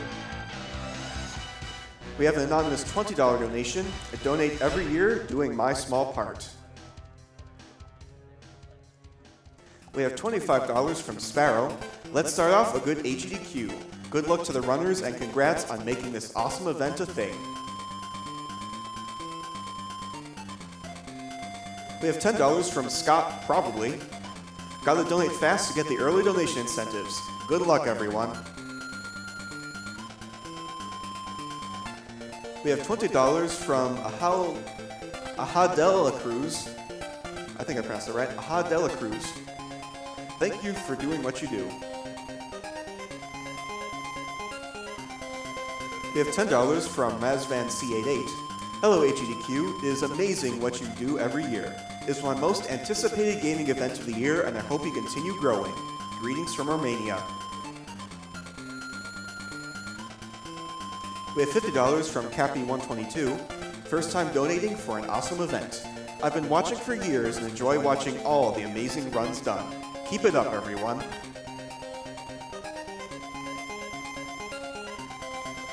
We have an anonymous $100 donation. Always love donating to GDQs. Just wish I could watch it work. Thanks to everyone who works so hard to put on these events as well as the runners. Put the donation towards the announcer's choice.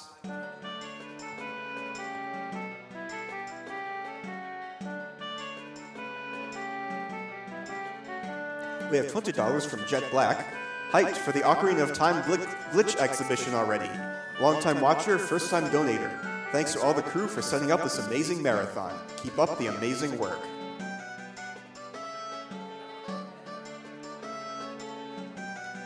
We have $25 from Nalia. My boss decided to go on holiday this week, so I have the entire week off for AGDQ. Putting this to the Invisible Hornet fight.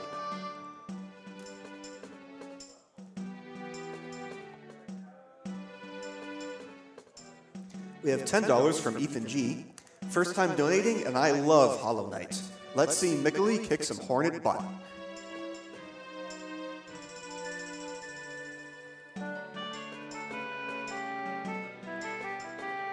We have $35 from Prometheus. Hey guys, it's finally AGDQ and I need to study for my exams. Bad luck for my exams, I guess. Keep up your wonderful work and don't forget the liquid salt. Greetings from Germany.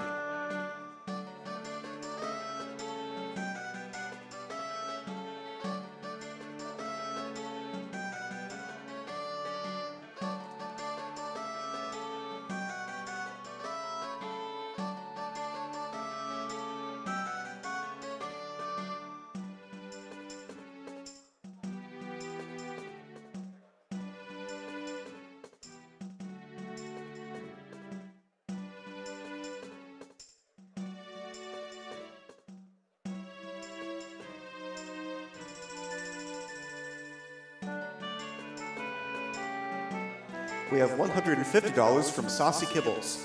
Good luck, runners. Everything this represents is great, and much hype.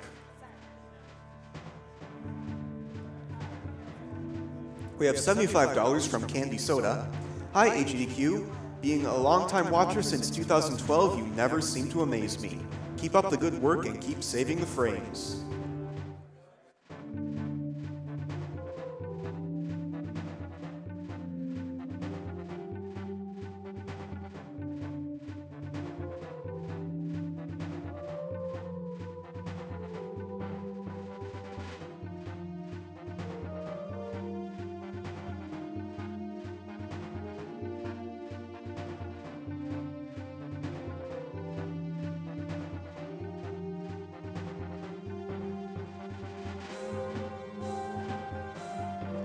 We have $35 from Irritable Pie.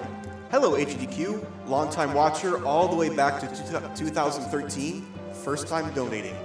Thanks to all behind the scenes for everything you do. Good luck, runners.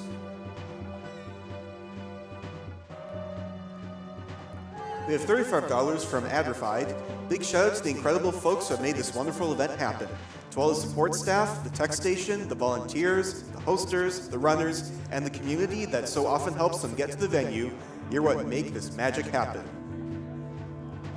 And now we are all ready to go on the Hollow Knight run, so take it away, Mickley.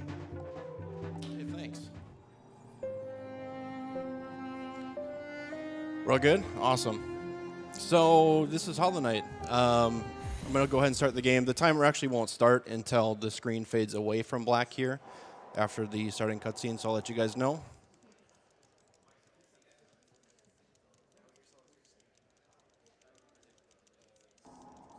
So right away here, time can start right now. We're going to have two glitches right there. The first one, I just pause the game right away at the start, and that gives me control of the character when I'm not supposed to have it.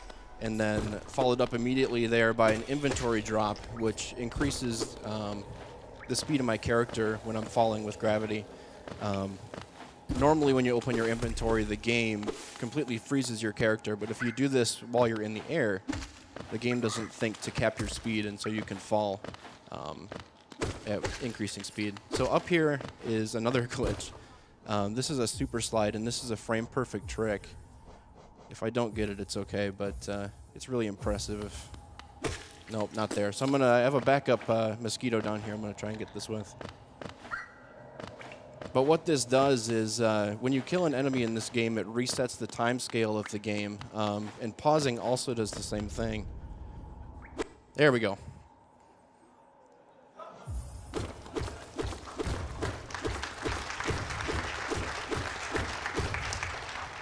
Okay, we're good for the rest of the run. That's the only one I was worried about, so.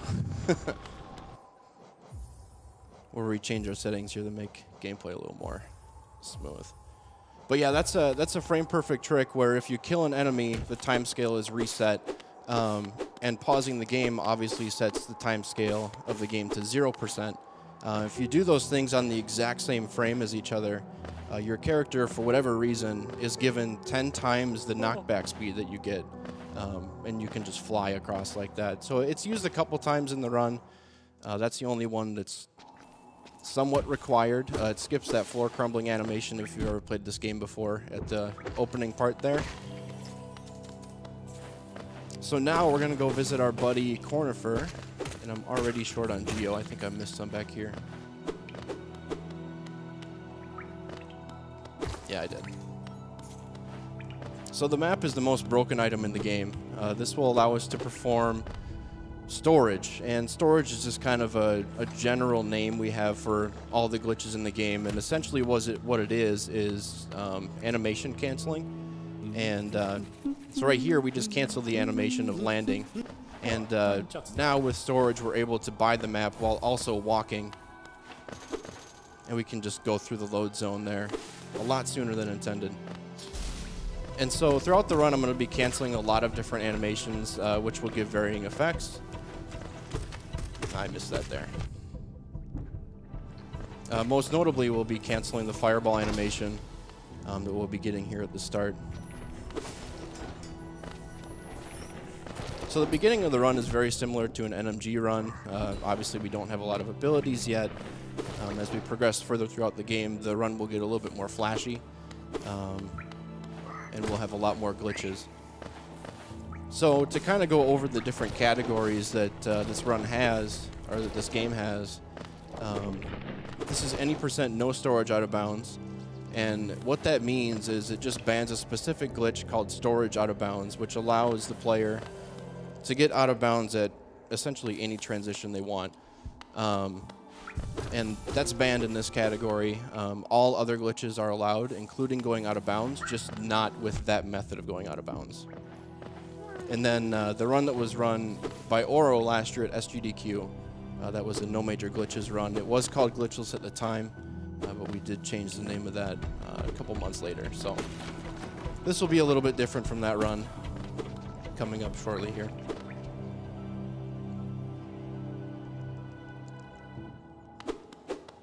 So right up here is the first boss of the game. This is the False Knight.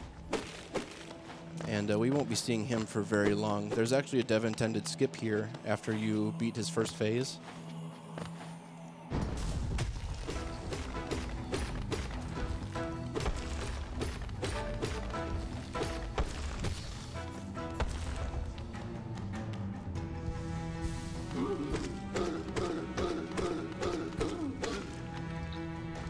And that's it. Good fight.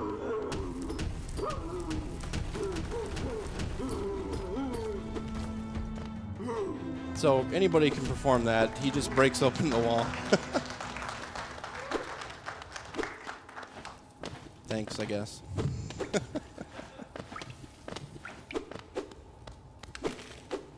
So up here, this will be a little interesting. There's a combination of a couple glitches that's going to happen when we interact with this shaman here. The first is called interaction storage. That's going to let us get out of her talking animation here. So normally we're supposed to be locked in place. And then if I inventory drop into this, I maintain control of my character. And we're just going to leave. And so now, since this incentive was met, we're going to stay invisible all the way through the Hornet fight. And the only things that can cancel this are falling into acid, which there's a lot of in Green Path, and the other one would be saving and quitting, and we're obviously not going to do that. So.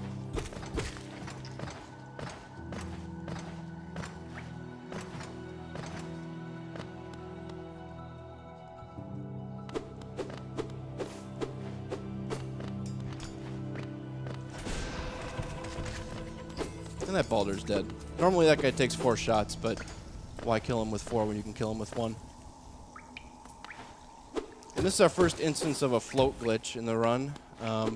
Unfortunately, you couldn't really see me perform it because I'm invisible, but you'll get to see it a lot more throughout the run. So this is Green Path, one of the prettier areas of the game. This game is absolutely gorgeous all the way throughout. With amazing music and visuals and everything. So if you haven't picked it up yourself, I would highly recommend you do. It's a steal for like $10 on sale all the time. Fantastic game that everyone really should play.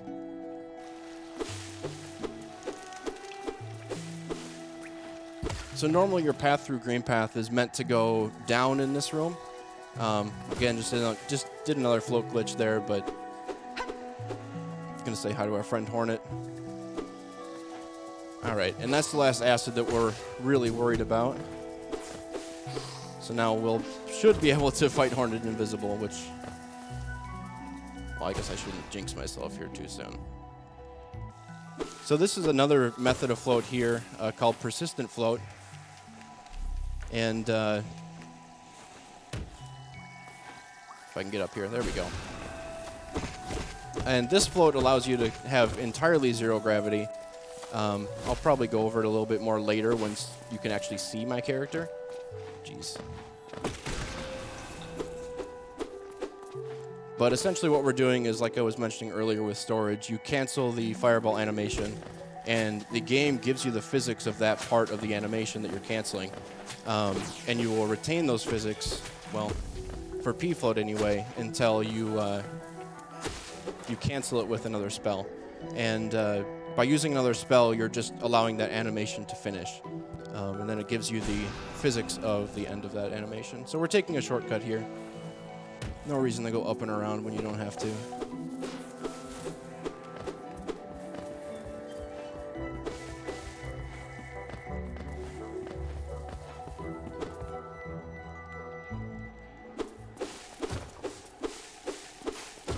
And so here's our friend Hornet. Got an interaction storage there on the start of the cutscene.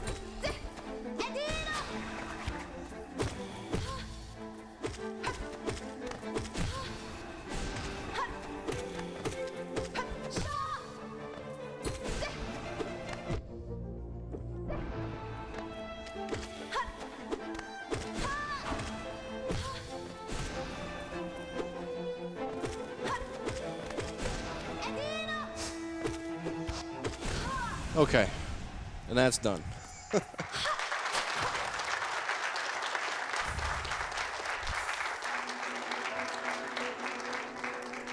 So you got to see there a pretty key boss mechanic throughout the run.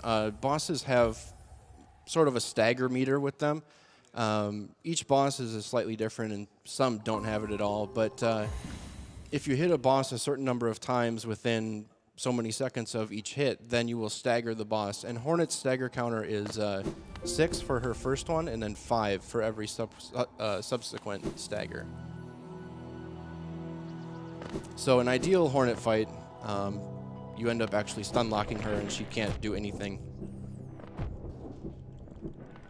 So now we're going to be traveling to our first, well, I guess our third ability, wall jump down here.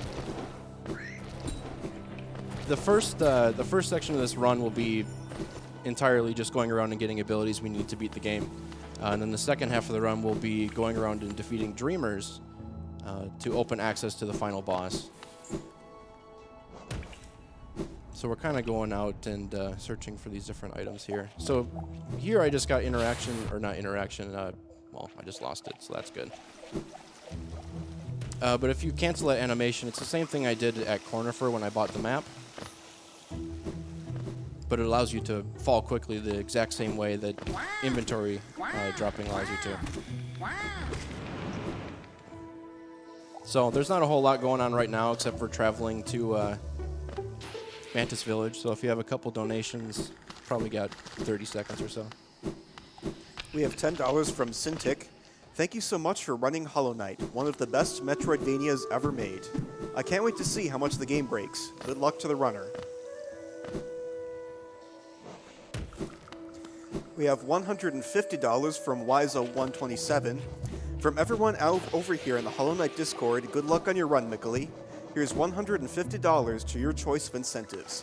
I'll donate an additional $5 for every hit of damage taken in your run. Also, an additional $25 if the announcer pronounces my name correctly. I probably didn't do that. We also have an anonymous $500 donation.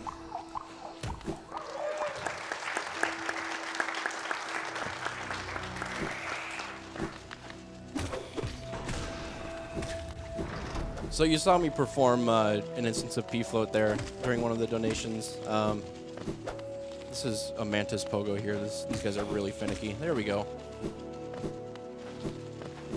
That just skips like 10 seconds of walking around. But the P-Float that I did, I interrupted my fireball animation there, and then I turned around to fire that fireball, and then immediately walked through a transition. And walking through a transition unlocks your jump height cap. For whatever reason, you're given a jump height cap when you get normal float. But going through a transition or getting damaged after you've turned around will give you persistent float. And you'll see some more useful uses for that later.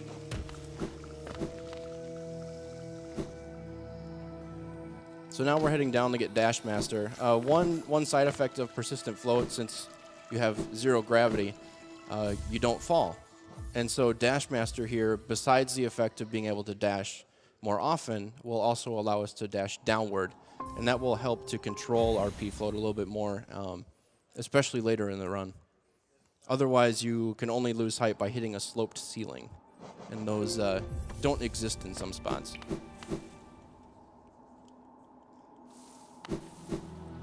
So now we're going to go and get our last charm of the game, Shaman Stone.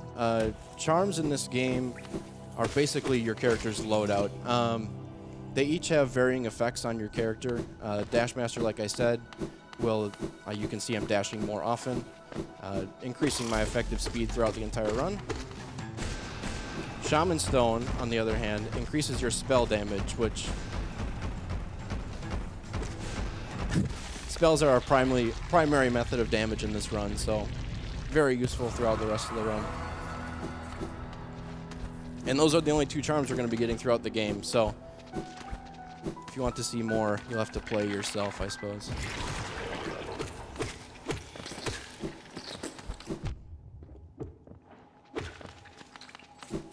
Okay, so coming up here at Salubra, besides giving us a nice little giggle, use interaction storage here to get out of her text. And then we do P-Float there and turn around and leave the load zone. So we can get out of her shop a little sooner and go right up here through the transition. And so right after that here we have an airwalk, and this just tricks the game into thinking we're on the ground, allowing us to dash continuously. Tried for another super slide there, but couldn't quite get it. So this makes it a little faster to get across Blue Lake rather than just swimming.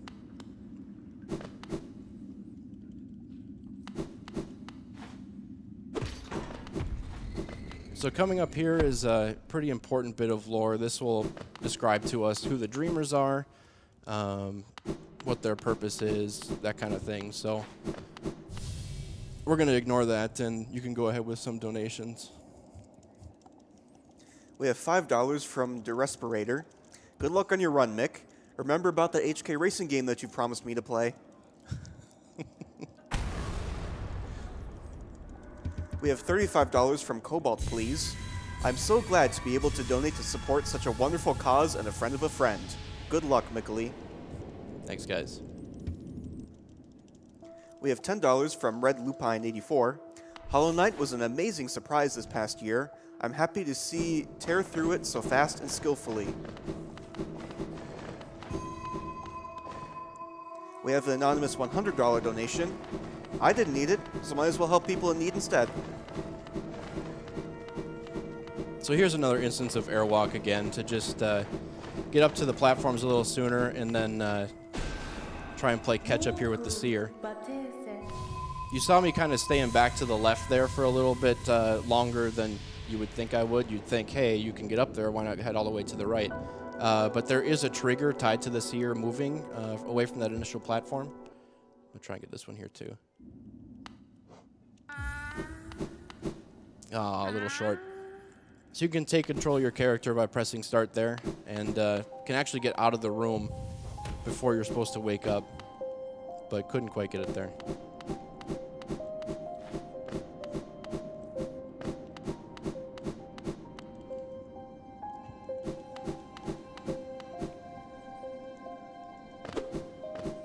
So one other thing that I haven't mentioned, you probably noticed during that last cutscene that everything was not in English. I do not, in fact, know how to speak Chinese, but that is the fastest language to run this category in. It ends up being probably not that much different in this category. No major glitches. It's about 20 seconds faster to run in Chinese. There's just fewer text boxes and they scroll faster. In this category, we don't talk to the relic seller or the relic buyer Lem, so it ends up being slightly less of a time save, but still a free one, so why not? Gonna take a safety bench over here in case I fail this next trick coming up. So coming up next is probably one of the scarier parts of the run from a glitch perspective. There's a couple instances where you could get soft locked into the floor. It'll lose maybe a minute or so to get back, hence why I took the safety bench. But what I'm going to do here is I'm going to combine two glitches together, the first one being P-float, again, right here. So we cancel our fireball, turn around, and we have the glitch there. And then we're going to get a glitch here called elevator glitch. If I could land on top of it. I think I got it. Yeah, I got it. You can see my character kind of bouncing there.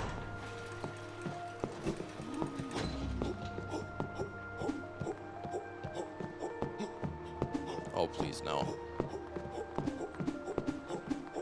All right, well, we're going to go do this again. So you'll get to see it again.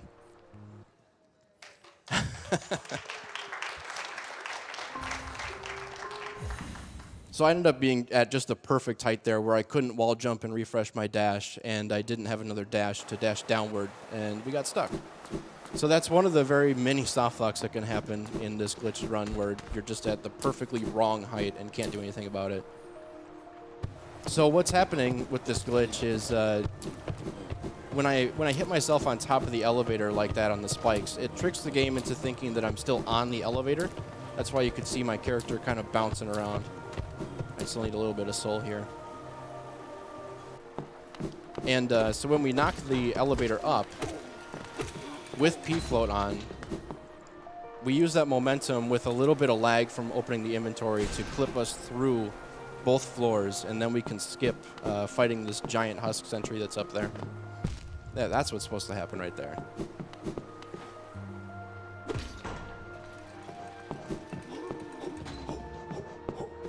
There we go.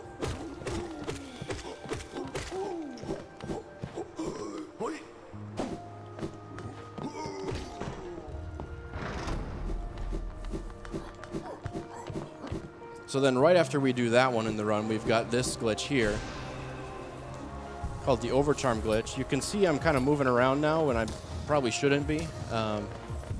Normally, you're supposed to equip your charms when you're sitting on a bench, but by getting fireball storage there And then sitting on the bench, we get something called bench storage, which allows us to equip charms and do all that sort of stuff away from the bench. Unfortunately, though, if you open your inventory away from the bench after that, it will soft lock you in place. So that's why I went back to the bench and sat back down on it to fix that state.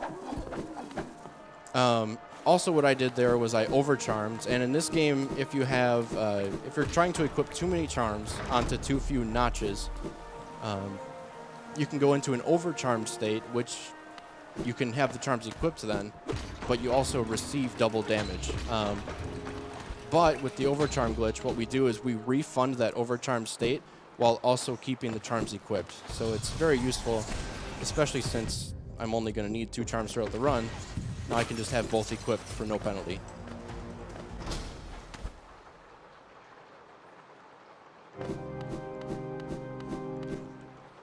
And then right here we get our second instance of elevator glitch. Get P-float again. Get damaged by the elevator. That also uncaps our jump height. And now we're going to go get an ability way too early.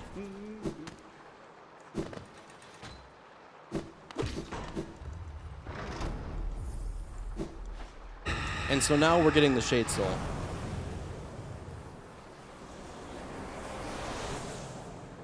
And this is just an upgrade to our Fireball attack, which doubles our damage. And I'm really glad that that actually worked.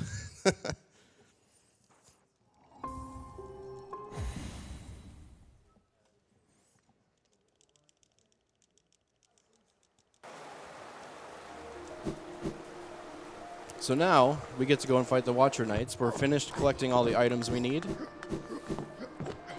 Now we just need to go and unlock the final boss. And that's it.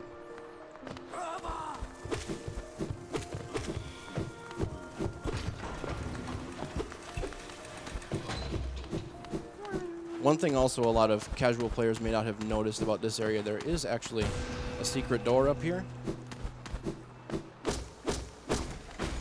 By knocking down that chandelier, you kill one of the Watcher Knights early, and so you only have to fight 5 of them instead of 6.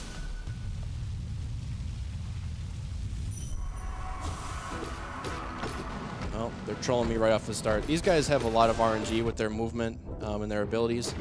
They do only have 3 attacks, but they can choose to do whichever one they want at any time. And I want them to do their nail swinging animation because it's the most friendly for attacking them back.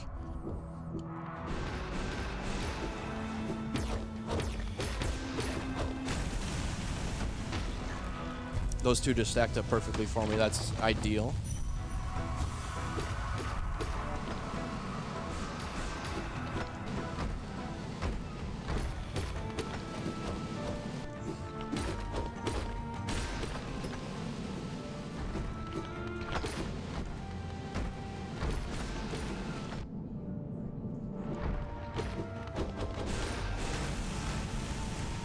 And this is also a glitch that can happen with it.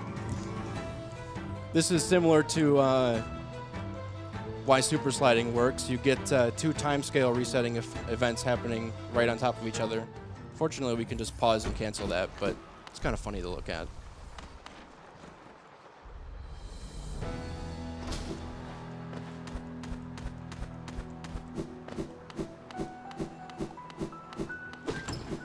We have $7.60 from Yshebti. Hey Mick, we're all rooting for you. Can you do your best Elderbug impression? Oh.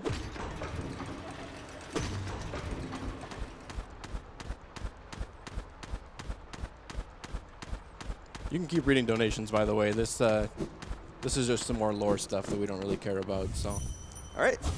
We have $10 from Hyphen. Proud of you, Mickley. Never forget your days from Team Soul Train.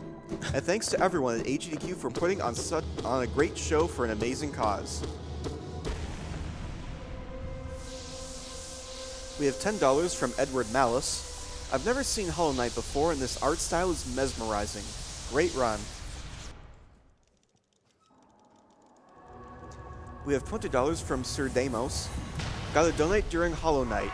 Best game of 2017. We have $50 from Fireborn. Good luck on your no out-of-bounds storage run, Mick. Best of luck from the Hollow Knight Discord. Also, Hornet isn't so hard? Are you kidding me? Nice rearranging there, Fire. I appreciate that. We have $15 from Dragon of Lord. I love Hollow Knight, so I just had to donate during this run.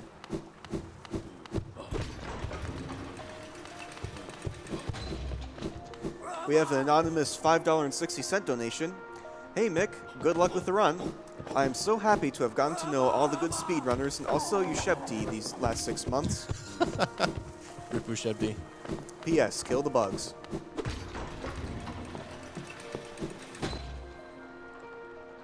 We have $20 from Lobster Stew.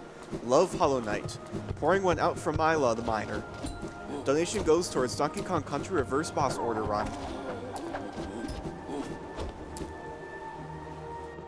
We have $50 from Queen Kiwi Bird 250. Love Hollow Knight. It's a beautiful game, so I had to donate. Keep doing the amazing work, AGDQ.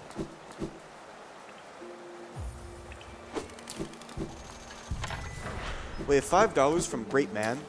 Wanted to say kudos to the runner for doing a great job explaining the run all by himself while still performing well. Thanks for your hard work.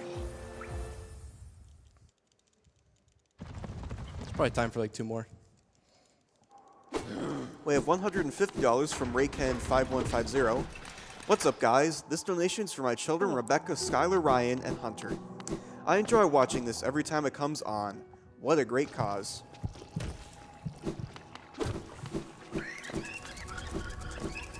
We have $20 from Shadowfire. Had to donate during one of the most gorgeous games in existence. Best of luck to Mickley and all the runners. Glad to do my part for such a great cause.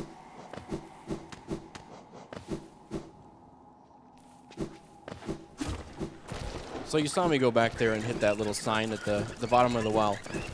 I'm hoping that we get a chance to see our friend the Menderbug here at the end. He has a very small chance. Oh, I messed that up there.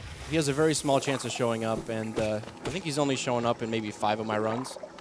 He actually did bless one of my practice runs earlier today, which is very rare, and I'm hoping we get to see him again here.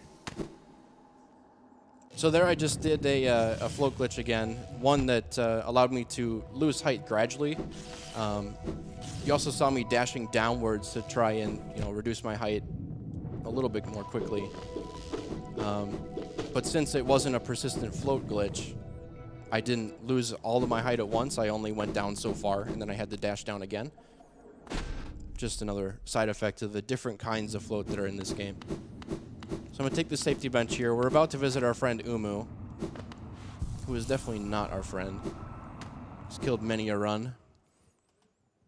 If done correctly, you can kite him into the perfect positions where he'll sit in the middle platform for the first phase, and then... Well, we didn't soft lock here, unfortunately. Yeah, nice one. All right, so I'm going to try and kite him during both phases of his fight here. Hopefully he only gives me 3 attacks here at the start, and then 2 attacks on the second phase.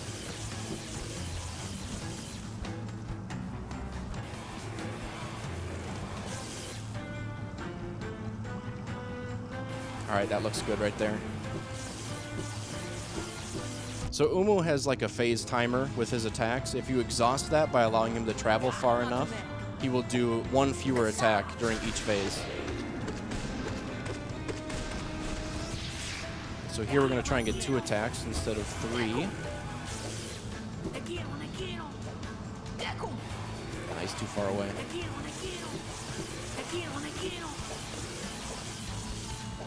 And hopefully this should kill him.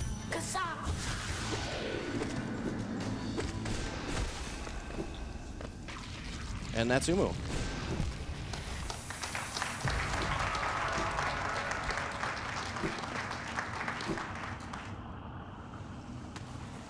So here's another use of persistent float. Normally you're not supposed to be able to do any of this, obviously. You would need one of 2 abilities to beat this area, either Super Dash or Isma's Tier, and I don't have either of those, so we have to get a little bit creative in order to skip both of those abilities.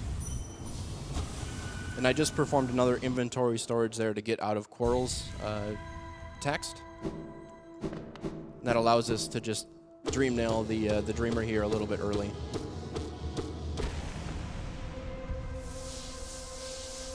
So another reason why we get persistent float here, and I have to carry it all the way through this Dreamer kill, is we have to do the exact same thing, escaping the archives, since we don't have Super Dash or Eastman's Tier. And so persistent float is needed for that.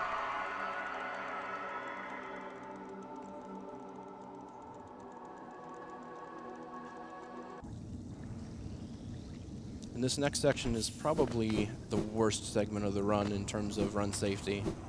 There's so much in Deep Nest that can kill you. So we're going to go visit our last Dreamer, Hera, and go through a couple dark rooms, which will be nice and fun. If you're afraid of spiders, don't worry, you won't be seeing any of them, because it's dark. If you're scared of the dark, though, I don't have any recommendations.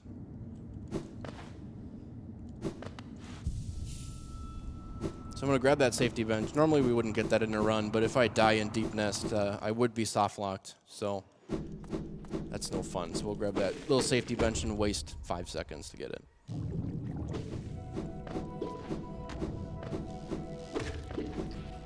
So normally to get into this segment here in Queen's Garden, you're supposed to have Eastman's Tier to swim under this, but you know, float is our friend. We don't need Eastman's Tier for that. There is also an NMG skip to get in there called the QGA, or the Queen's Garden Acid Skip. And what they do is they cling onto the little tiny wall down there and super dash across. It's a very precise trick. But since we have float already, it's not really slower to do the float method across. And I don't have super dash, so it's another part of it. So right after this arena, there's actually there's like a little jumping, I don't know if you want to call it puzzle. So I'm going to fall into the spikes here on purpose, and that's going to respawn me down below, just skipping that entire jumping segment. And the reason that happens is it catches the hazard respawn hitbox, so to say, extends just a little bit too far up in that one spot. And so we can trigger that and then get hazard respawn by the spikes. And we don't have to do that entire platforming section.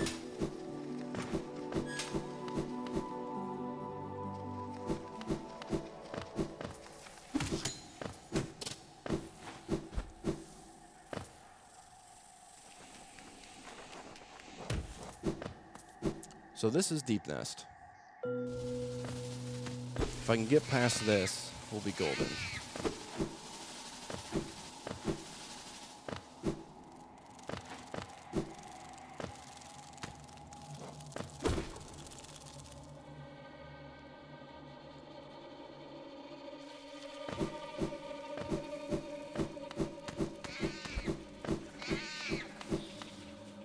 One more room to go.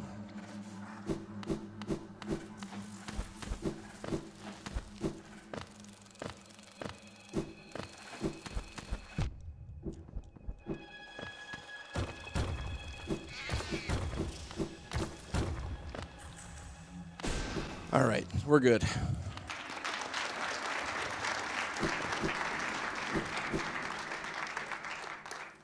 So I got P-Float at the very end of the Deep Nest segment there, and that allows us to do this. That is actually an intended shortcut that hardly anyone ever finds, and normally you need a couple other abilities to get up there, but, you know, float is our friend, so we're good. Just jump up there, no big deal.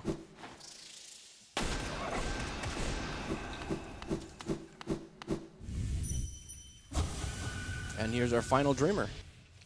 So you probably got time, a minute or two for donations. Maybe not 2 minutes, but whatever time it takes. We have a $5 anonymous donation. Hey guys, I bought Hollow Knight earlier this year and still haven't played it yet, so please do me a favor and skip as much as possible so I don't get spoiled. Thanks. You're good. There's like 30 bosses. We're only seeing 5. All right, then. We have $10 from Kopf Kaput. Love Hollow Knight, thanks to the devs, and thanks to the runner. We have $10 from Fliggas. Couldn't help but donate during this wonderful game.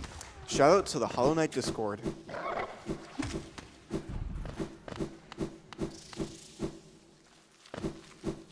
We have $20 from Shurian. Hollow Knight is my favorite game of 2017 by far, and Team Cherry did an amazing job with it. So I want to put my first ever donation towards it, especially after seeing Mikali demolish Hornet in that first fight that I've struggled an eternity in my first playthrough. $20 goes towards Runner's Choice. We have $20 from Siege.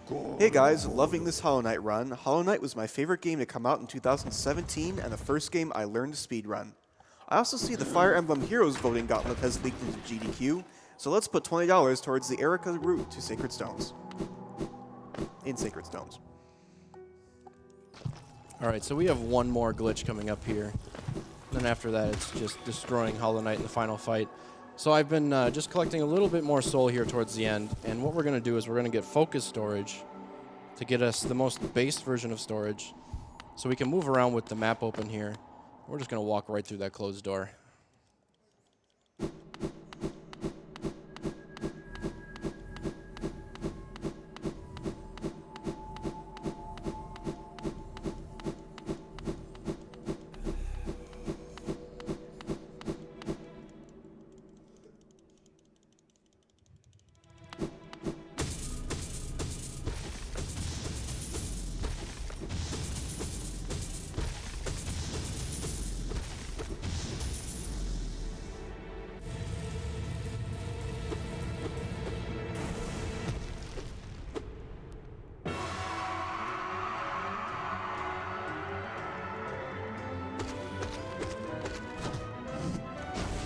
Well, it doesn't help to shoot the fireball the wrong way. What I'm trying to do when he does that right there, trying to get a double hit on him when he dashes across, that's the ideal attack to get here. And that's the worst attack to get.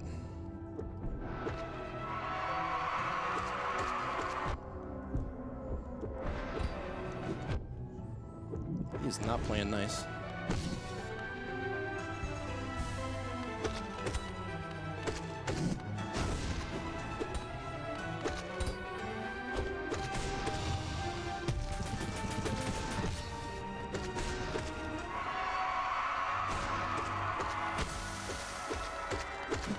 Take one more heal just for safety.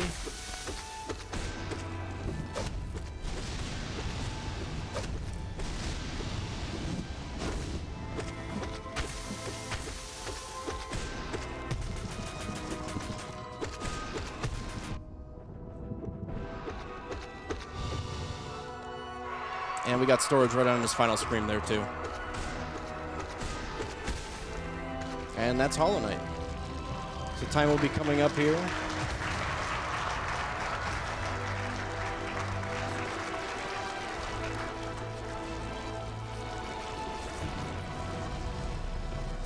Time happens as soon as the screen fades to black.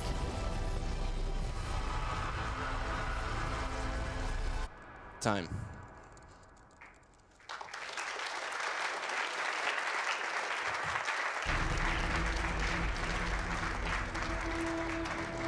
So yeah, thanks for having me. If you're interested in running Hollow Knight, you can always join the Hollow Knight Discord. Check us out on speedruns.com. There's always people around willing to help you out, answer questions at any time of the day. So, thanks.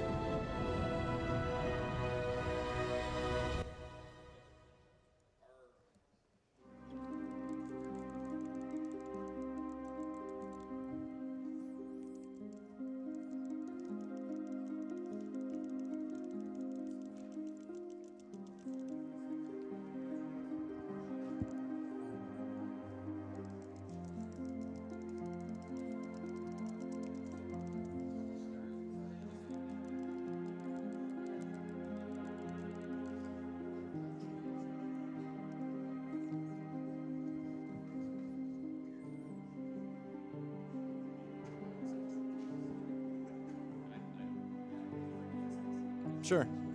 It doesn't matter. We only go by loadless anyway, so.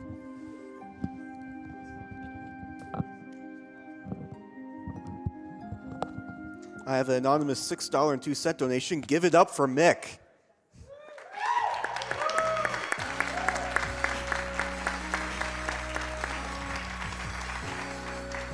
And coming up next, we have our F-Zero GX run. So that's going to do it for me as announcer. I have been Musical Daredevil, and I'm going to hand it off to Gassy Mexican.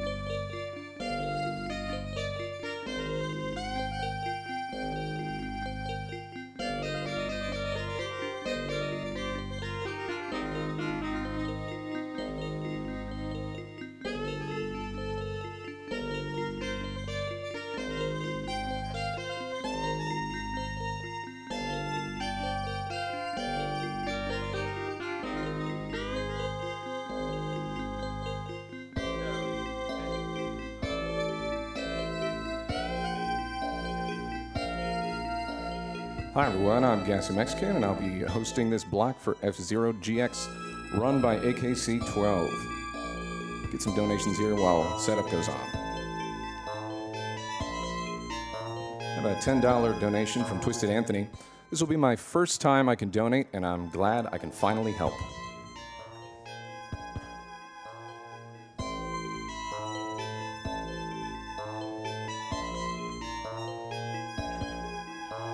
Have a $200 donation from Anonymous. Longtime watcher, first-time donator. I'm glad to support this wonderful cause and hope we hit a bigger goal than last year. Going to master mode for BOTW. Good luck to all the runners.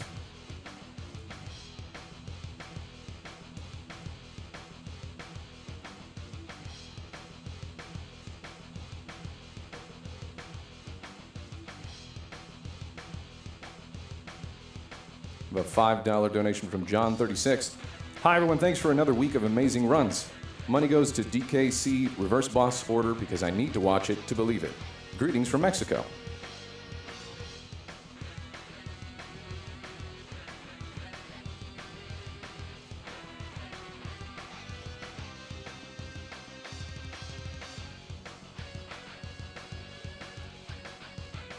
I have a $10 donation from Aluminum Batman. I hadn't even realized Reverse Boss Order was possible in Donkey Kong Country. Neither did I.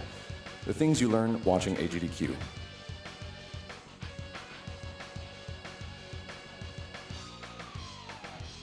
I have a $50 donation from Blake9 with no message. Thanks, Blake.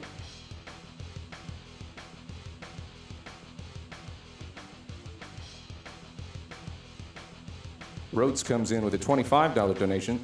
Been watching GDQ videos on YouTube since I discovered it. Very excited to see it finally live.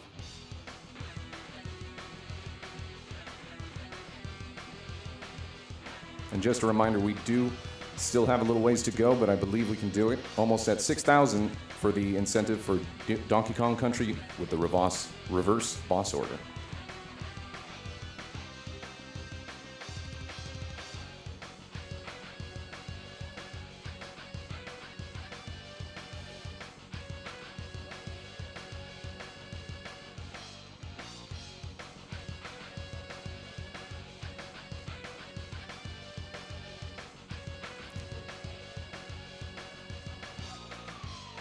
I have a $50 donation from Iron Brosif. Have to get this in while Gassy is announcing. Can we get a I can smell you?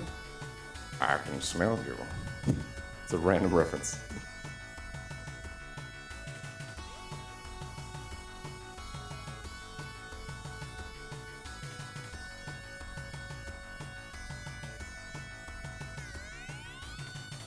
We have a follow-up donation from Wiza225, the $145.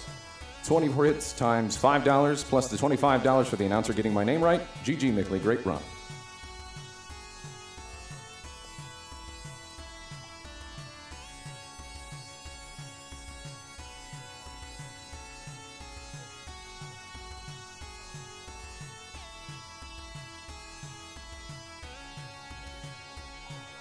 I have a $10 donation from Initial Nisinko.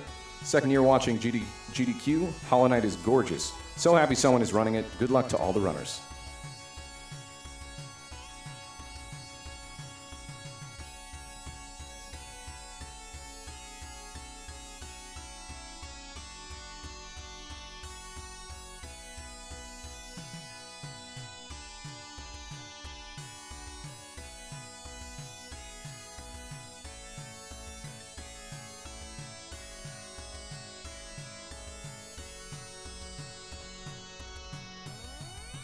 I have a $100 donation from Anonymous. Thank you very much.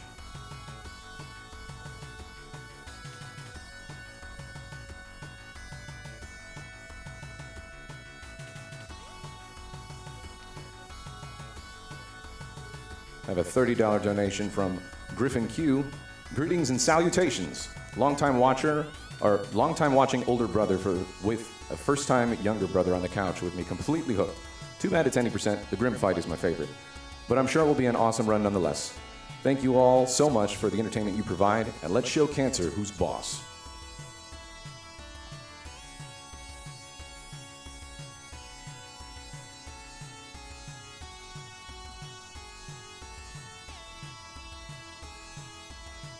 I have a $20 donation from F3. I've been watching for many years. My friends and family were struck by cancer multiple times in 2017. So I'm more than happy to donate to this great event. Keep it up.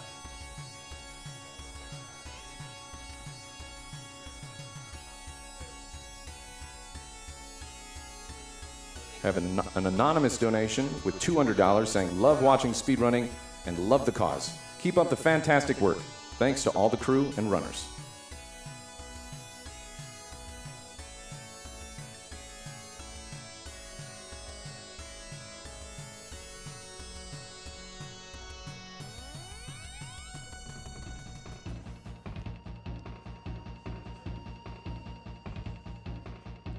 Also, another quick reminder, we're currently at 2,662 of the 5,000 to get that 100% Aladdin run. So if you're interested in that, be sure to get those donations in.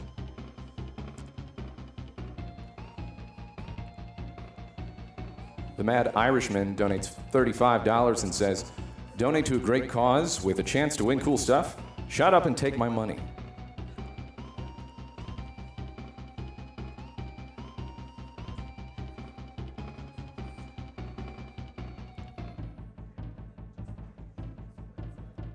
I have $50 from the Curious Kai with a $50 tip. I already said that. Reverse boss, I thought speedrunning was supposed to break games, not my mind. Well, let's make that a thing.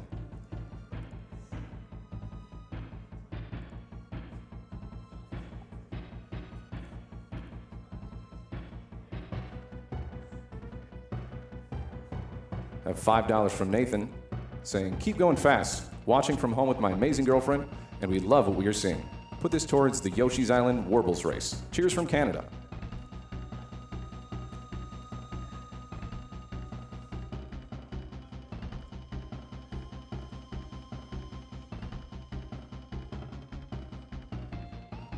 Another $5 from Dakota Dance. Had to donate after finding out Gassy Mexican is at AGDQ. Golf with friends sometime? It's my first time and I'm having a blast.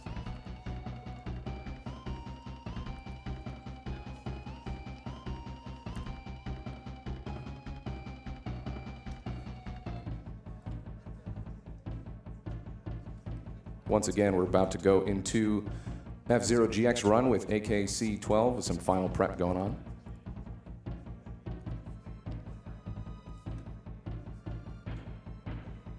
At $20 from Absudus, F-Zero GX is back to GDQ and I'm all fired up. This game gave me so many wonderful hours. Good luck to all the runners, and donation goes to Runner's Choice. Greetings from Austria.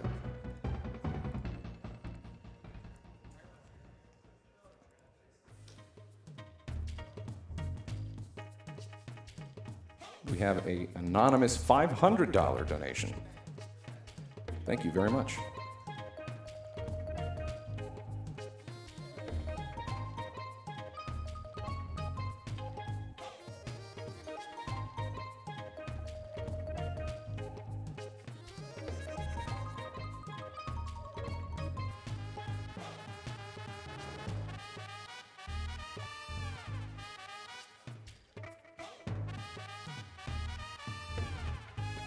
Another $150 donation from Anonymous. Learned about AGDQ last year while looking up F-Zero GX runs. My grandfather beat cancer while I was in boot camp almost 5 years ago before succumbing to a blood infection in 2014. So anything to help fight cancer has my full support. Thanks for everything you guys do. Don't put me in any prize bracket. This is only to support a fantastic cause.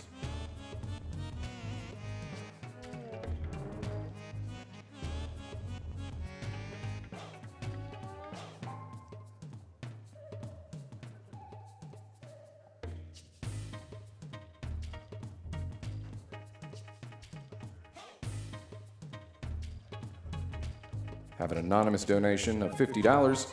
Keep up the good work.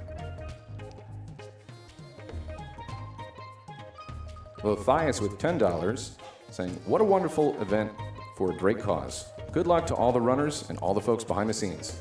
Donation goes to Max's Choice.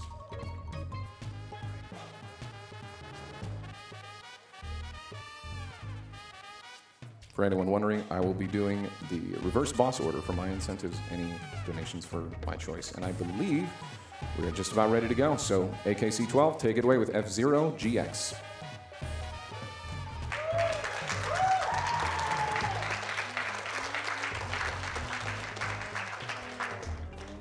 Another pretty good GX runner from max speed. Behind me is Draco Dan, who used to play GX some time ago. So this category here is all tracks time attack, and just as a quick note, max speed is one of the 3 main playstyles for F-Zero GX. The snaking is 0%, where you swerve left and right to gain a lot of speed. Very hard on the hand, so I don't play that. Then there's the open ladder, where you can do checkpoint skipping with space flying, and this is the max speed where only 100% is allowed. Yeah. Max speed is like the main category. It plays the most like how you would normally think of seeing a racing game. It'll still be very fast, don't worry.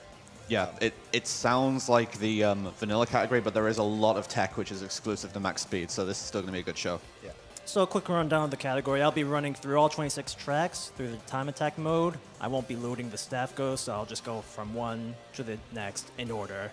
Yeah, just show off the courses. Yep. All right, I'm all set. So countdown, I guess? Yeah. Go ahead and give a countdown. You guys do it. Okay. 3, 2, 1, go.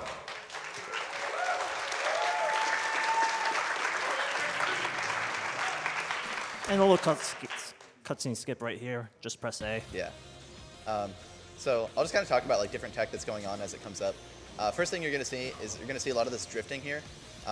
Different vehicles play differently, but the vehicle he's using here uses this drift a lot. It's called MTS, Momentum Throttle Slide. Basically, there's a glitch where if you turn sideways and lose grip, then your strafing engine becomes really strong to like pull you forward. So he's turning sideways and strafing forward, basically. Shift boost, nice. Oh, nice. Well, that was really fast. You do it all on the opener.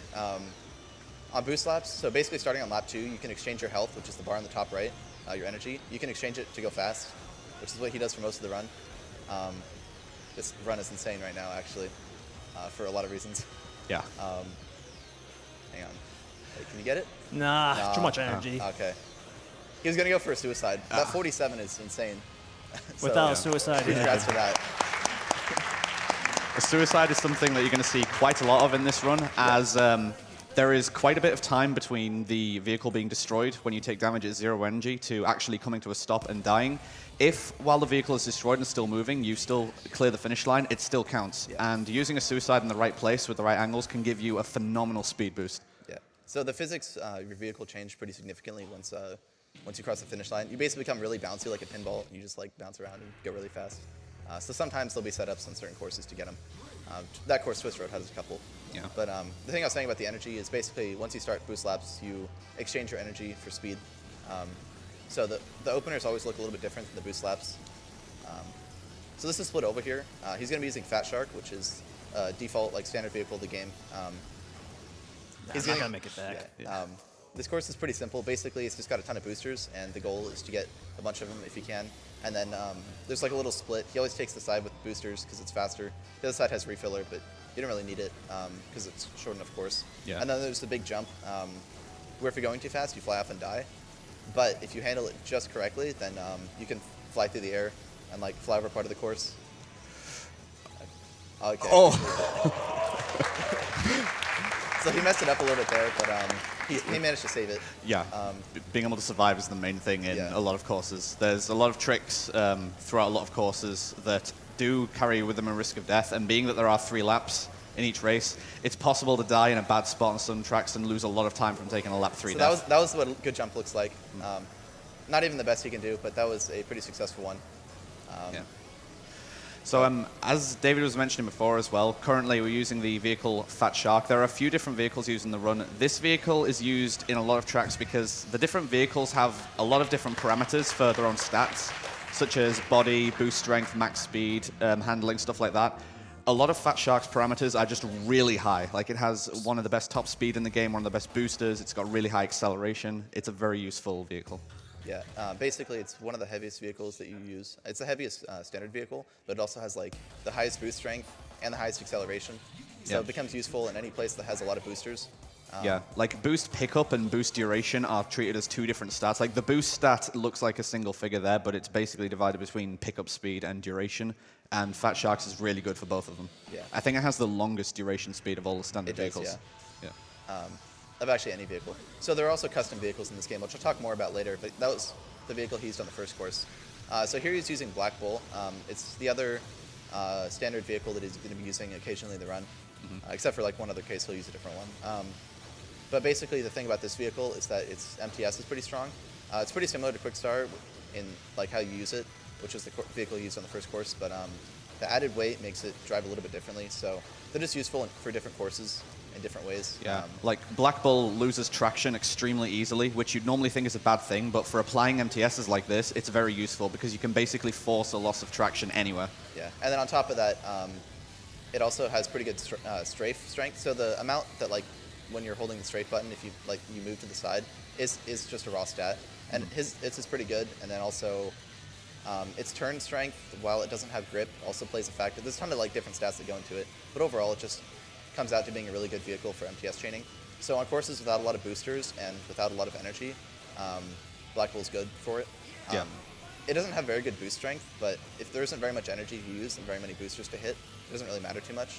Yeah, there are a lot of situations as well where you don't even want to be boosting, such as if you're above a certain speed, so it's not too much of a handicap for a vehicle to have a weaker booster, depending on the situation. Yeah, so kind of talking about that, there's a tech in this game called MT. It's actually like probably the most important tech in the game, the first or second most, where essentially if you're above your max speed and you're holding A, which is the engine button, your speed will be pulled down to your max speed. So if you're going like 1800, normal vehicles, the speed cap is around like 1100, then assuming you're not boosting, also that was a good time.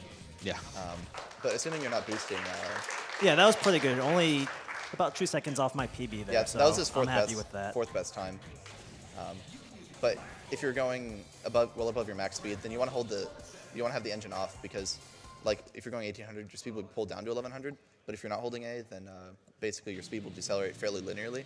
Yeah. And it'll be a lot slower. So. Essentially, each vehicle has their own set max speed. So different vehicles have different max speeds. But the general consensus seems to be that if you're above, I think it's about 200 of your max speed, you want the engine off. Because as David said, if your engine is off, the deceleration is linear, but if you have the engine on, it's actually exponential, where like it drops a lot faster and then slows down as you get closer to your max speed. Yeah. So you can actually see he's doing it too when he's doing these MTSs. It's kind of hard to see because it's the red sparks next to it, but whenever he's like drifting, his engine actually turns off. So like you stop seeing those 3 white lines behind it. Yeah.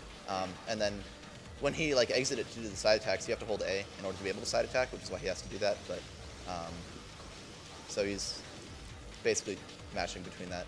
The inputs for MTS training are like super complicated. Basically, you have to like to do the MTS, you have to hold left and R or right and L, so like opposite strafe to your direction. But then to do the chain, you have to hold both L and R, and then turn the other direction and press A and mash B a couple of times. So there is a slight optimization that's going on at all times as well, which is a little difficult to even see if you don't know what you're looking for. Every time he reaches a boost pad, because you can use boost pads as well as your own manual boost, he's trying to clip the very edge of the boost pad because it gives you a slightly stronger boost. Oh, yeah. So some of them are easier to set up than others, depending on like your speed coming in. And if you miss it a little bit, like it doesn't really matter. Like if like you can't line up for it and you just hit the boost regularly, that's fine. Yeah. But I think it's about a 10% increase from getting an optimal boost. yeah, that sounds about right. Not really sure why it happens. I think it has something to do with like getting the booster twice. I think so, yeah. Because I think the sound effect plays twice when you get it. Yeah. Also, another little optimization. The thing I was saying about the MT.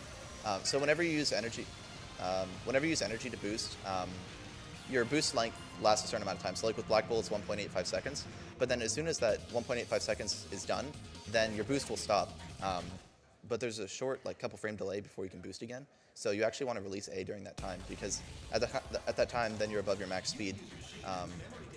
So you just have to release A for a little bit. So if you just see when he's like driving straight and just boosting constantly, he'll like release A for a moment. You'll see like the engine flash. Yeah, it doesn't sound like much because it just sounds like a few frames, but the difference in the speedometer is quite noticeable. Yeah. That if you just hold A solidly and keep boosting, you'll struggle to get it above a certain value, but if you apply MT effectively, you can get like another couple hundred kilometers per hour out of it easy. Yeah. It definitely adds up to like a couple hundred if you're just driving straight and boosting. Okay, so here he's doing multiplex. There's a lot of things going on. This is like a super technical course. But he's using Fat Shark here because it has a lot of boosters. Already he's going really fast. So there's a thing in this game called a shift boost where essentially if you catch air for just a moment and then land back on the ground, then you get a burst of speed. I think it has to do with the physics changing from handling, like how it handles you on the ground to how it handles you in the air. Something along those lines. This is kind of complicated, but essentially when you do those, it gives you quite a bit of speed. It gives more speed the higher acceleration you have and the heavier your vehicle is. And Fat Shark is very heavy and has high acceleration, so it's really good for both of those. You'll see them a lot more in later cups, like in Diamond Cup, you'll see a ton. Yeah. But he got a couple right at the bat, like right off the bat, on lap 1. And like speaking of being on the ground as opposed to being airborne in itself includes a couple of differences in how it's played in this game. Generally speaking, one of the things you've already seen him do quite a bit is use a lot of side attacks while in the air. That adds up to a lot of speed gain. You can also nosedive to rapidly accelerate until you hit the ground. Yeah, so like right there, he like pointed down. You'll side attack if like you're at an angle and you're falling at an angle, but since you have to be turning to do side attacks, then you only use it if you're in situations like that. Yeah. So here he'll just point down. The only difficulty with nosediving as well is that if you just nosedive straight into the ground, you will lose a lot of speed. You want to nosedive towards the ground and then level out just before you hit the ground. Yeah, but then even on top of that, once you start leveling out, then you have to release A, because when you level out, you're going to lose speed, and if you're not holding A, you lose less. Yeah. Also, something right there, so there are mines, which are just like a part of this game. If you hit them, you take damage, but if you hit them straight on, you get like a burst of speed. I believe it's actually a shift boost that actually happens. So there were a couple places there where he crashed into the mines intentionally. Yeah, and at the end of a lot of tracks here, we're also going to see those rail slides. We had MTs, we had MTSs. That's an MTRS, a momentum throttle rail slide. Yeah. You'll see it on next course. At the end of it, you'll see a really good rail slide. But essentially, you're just doing an MTS against a wall. It's always performed at the end of a track, like at the end of lap 3, because it gives you a huge speed boost when you perform it, but once you exit it, you'll lose pretty much all your speed. Yeah, there's a couple of places on a couple courses where you can utilize them. Like there's one on Surface Slide, there's a couple on Ordeal, which is of course later on, a few other courses, but for the most part, you pretty much only use it at the end. So this is Drift Highway. He's using Quickstar again. I guess I'll explain custom vehicles a little bit. Essentially, there's one engine and one cockpit that you use almost all the time. The cockpit's the heaviest cockpit you can get, and it gives the like best turning strength.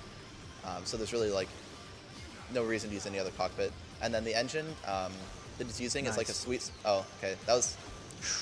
Oh my God, this is really good. Okay, so holding the talk on the custom vehicles for a minute. Basically, so talking about shift boost, there's something called an MTS into shift boost, where if you see when he's doing like the MTS drifting, his speed number goes up. It's like right there, he got up to like 2,700 for just a minute. Hang on. You gonna go for it? No, no way. Oh. Okay. So there's a suicide finish you can do there. You smack into that back wall at that last corner. And he was going really fast. I was hoping he'd go for it, but... Yeah, the results vary massively depending on the angle that you hit the wall, though. Like, it's precise enough that unless you have a very specific setup, there's a lot of situations where you just cannot predict where you're going to go after it. I actually got PB here while practicing, just like less than an hour ago, yeah. Yeah.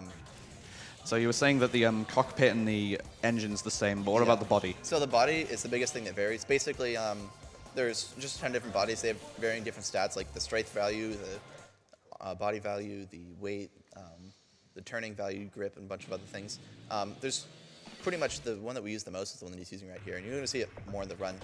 This vehicle is Gallant Star. Basically, it's one of the heaviest you can make, but its grip is loose enough that it can actually do MTSs, whereas like the heavier ones, it's really hard to lose grip to do them. And then it also has better strafe value, so it can get more speed out of it.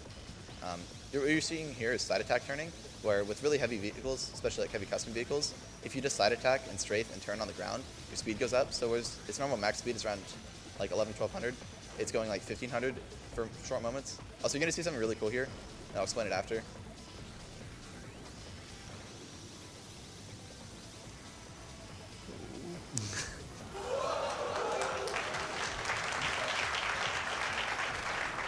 So as we let on a little bit about, there's things called side attack dives, where essentially if you do the same side attack turning thing I was talking about on the ground, but if you do it in the air while pointing down, it makes a lot more of a difference, and it builds up a ton of speed. So he got up to like, I think, I didn't see the speedometer, probably around 3,000 for a minute while in the air. And then if you're going that fast, you can just level out and you'll just float for a little bit. And it ends up being substantially faster than driving on the ground, like down these steps. So he's going to do it all 3 laps here. Yeah, because like bear in mind, with conventional driving, this game doesn't really expect you to break 2,000 very often. Yeah. You can reach insane speeds with the tech in this game. Oh. Okay. Yeah. So deaths are pretty common in this game. Like, for the most part, you don't really expect where stuff's going to happen. But like you don't expect that kind of death to happen, but it'll just happen. So yeah, it's all accounted for in the estimate. Like the potential for this run is probably like over 20 minutes faster than what the estimate is, but so that's fine if it happens. What was I saying? I don't remember what I was saying. Anyway, but yeah, so pretty much that's what the dive is doing. So he dives, you see his speed gets to like 3,000, levels out, and then he lands.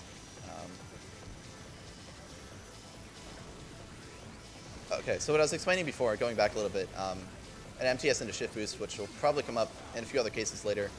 Essentially, if you do an MTS, your speed number gets up pretty high. So if you tap A as you're going over a little lump in the ground, you can catch air on that lump, and then you'll get the speed gain from a shift boost, which is how he was able to go so fast on last course. Because he got like a bunch of them. And they were like probably the hardest tech in the game to do, if not the second hardest, I'm not sure. One thing you'll notice as he's coming around this section again and reaches the end of the track, you thought he was dead there.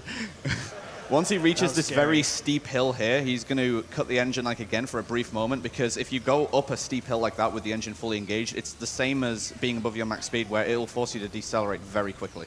Yeah, so essentially up and down slopes in this game play a pretty big part, like more than you would think, because down slopes are like little lumps are how you get MTS into shift boosts, and then up slopes, when you're going up an upslope, your top speed is reduced significantly, just for like a very short moment. So if you hold A, oh well. Oh. So he barely grazed the walls. So now you get to see him go down the steps nice and slowly. Yeah. And this is what it would look like if he didn't do that skip. Yeah, this is what the game expects you to do. Yeah. So you can see how much slower that is. Yeah.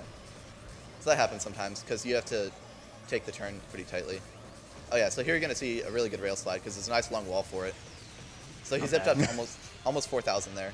And you can go even faster if you're incoming. Like you can break 5,000 on that. Yeah.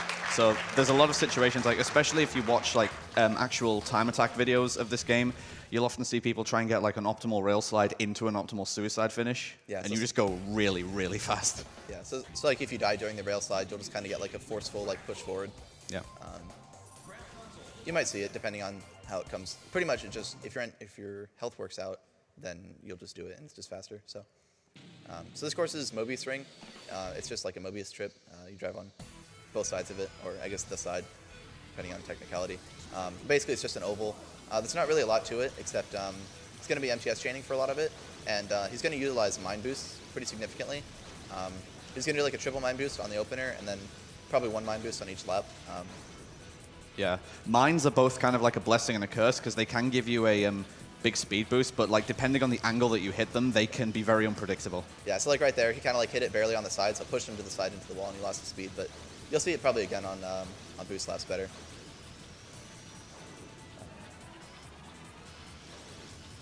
So this course, the record actually uses Gallant Star, and Gallant Star probably has the potential to be a little bit faster, but Black Hole is a little bit easier, and then also, in the case of this run, it's a lot faster because you'd have to load the custom machines, which takes like a couple seconds.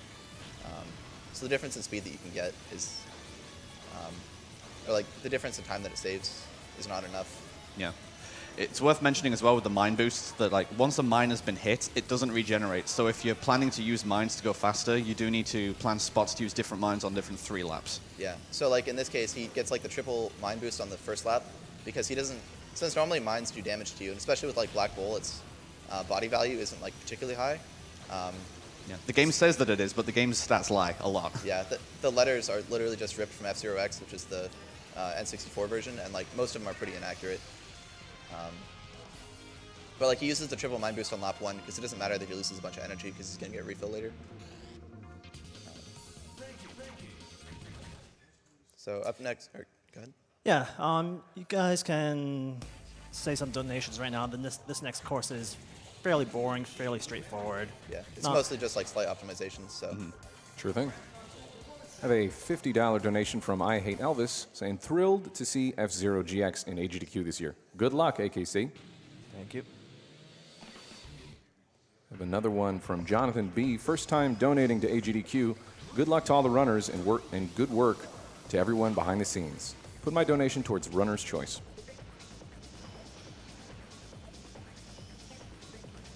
A $30 donation from Durag. My mother beat cancer this year, and I can't think of a better way to celebrate than by naming the Breath of the Wild horse Mom. Happy AGDQ.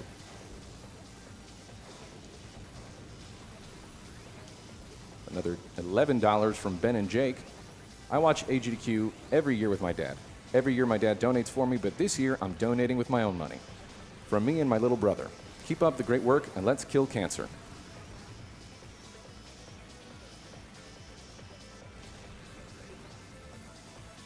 $10 donation from Anonymous. First time donor, got to get in for those Hollow Knight goodies. So really quick, slight optimization there. He just like waited a bit to boost because if you start through this string of boosters here at, like if you wait to boost and you come through at like a slightly higher boost speed, then you go through this entire section going faster. So rather than boosting right at the beginning of the lap, it's just a little bit better to wait a little bit. So just like a slight thing there. A $5 donation from Bitsmall. Had to donate during F-Zero GX, one of my favorite games of all time. It's hard to believe it's been 14 years since the last F-Zero game came out. So here's to hoping we get a new entry on the Switch. Amen.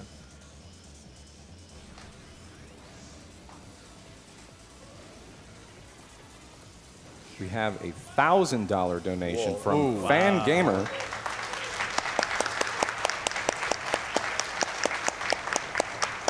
From FanGamer68 saying, what an amazing weekend of support for hurricane victims. Big, big thanks to everyone who donated. Thanks to all the runners and the GDQ staff who put this together in a flash. And thank you to everyone who bought some FanGamer GDQ merch. We wouldn't have been able to make this donation without you. The news has been really rough lately, but seeing so many people come together to help others in such a big way brings me to tears. Keep doing good, y'all. See you at AGDQ.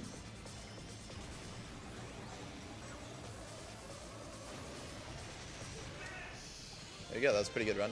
That actually beats my personal best by like 2 seconds. Really? It wasn't that great for me. All right, well. So up next is Serial Gaps. It's a really cool course. I'm not going to say anything until after it happens, hopefully. But assuming it goes well, it should be really impressive. Yeah. All you know is a lot of people really hate trying to just drive this course. Yeah. It's cool, though. Yeah, I'll be using a fairly safe start here, so I don't lose a bunch of time here. So yeah. But if he dies here a couple times, it's probably expected, so that'll be fine. Still gonna look cool, though.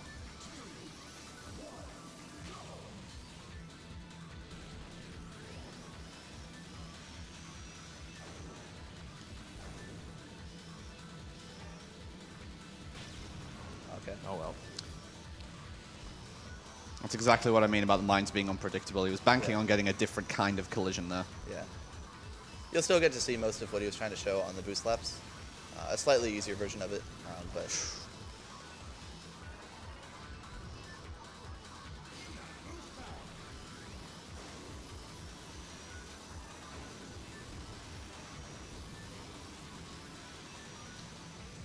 So there's the first half. Why don't you do more with that, but I'll take it. Yeah. You can do the easier version of that skip and then show off the second one on this lap, probably. That's probably what I do.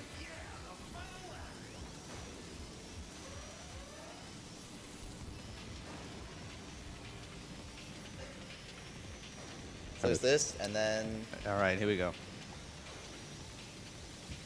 That.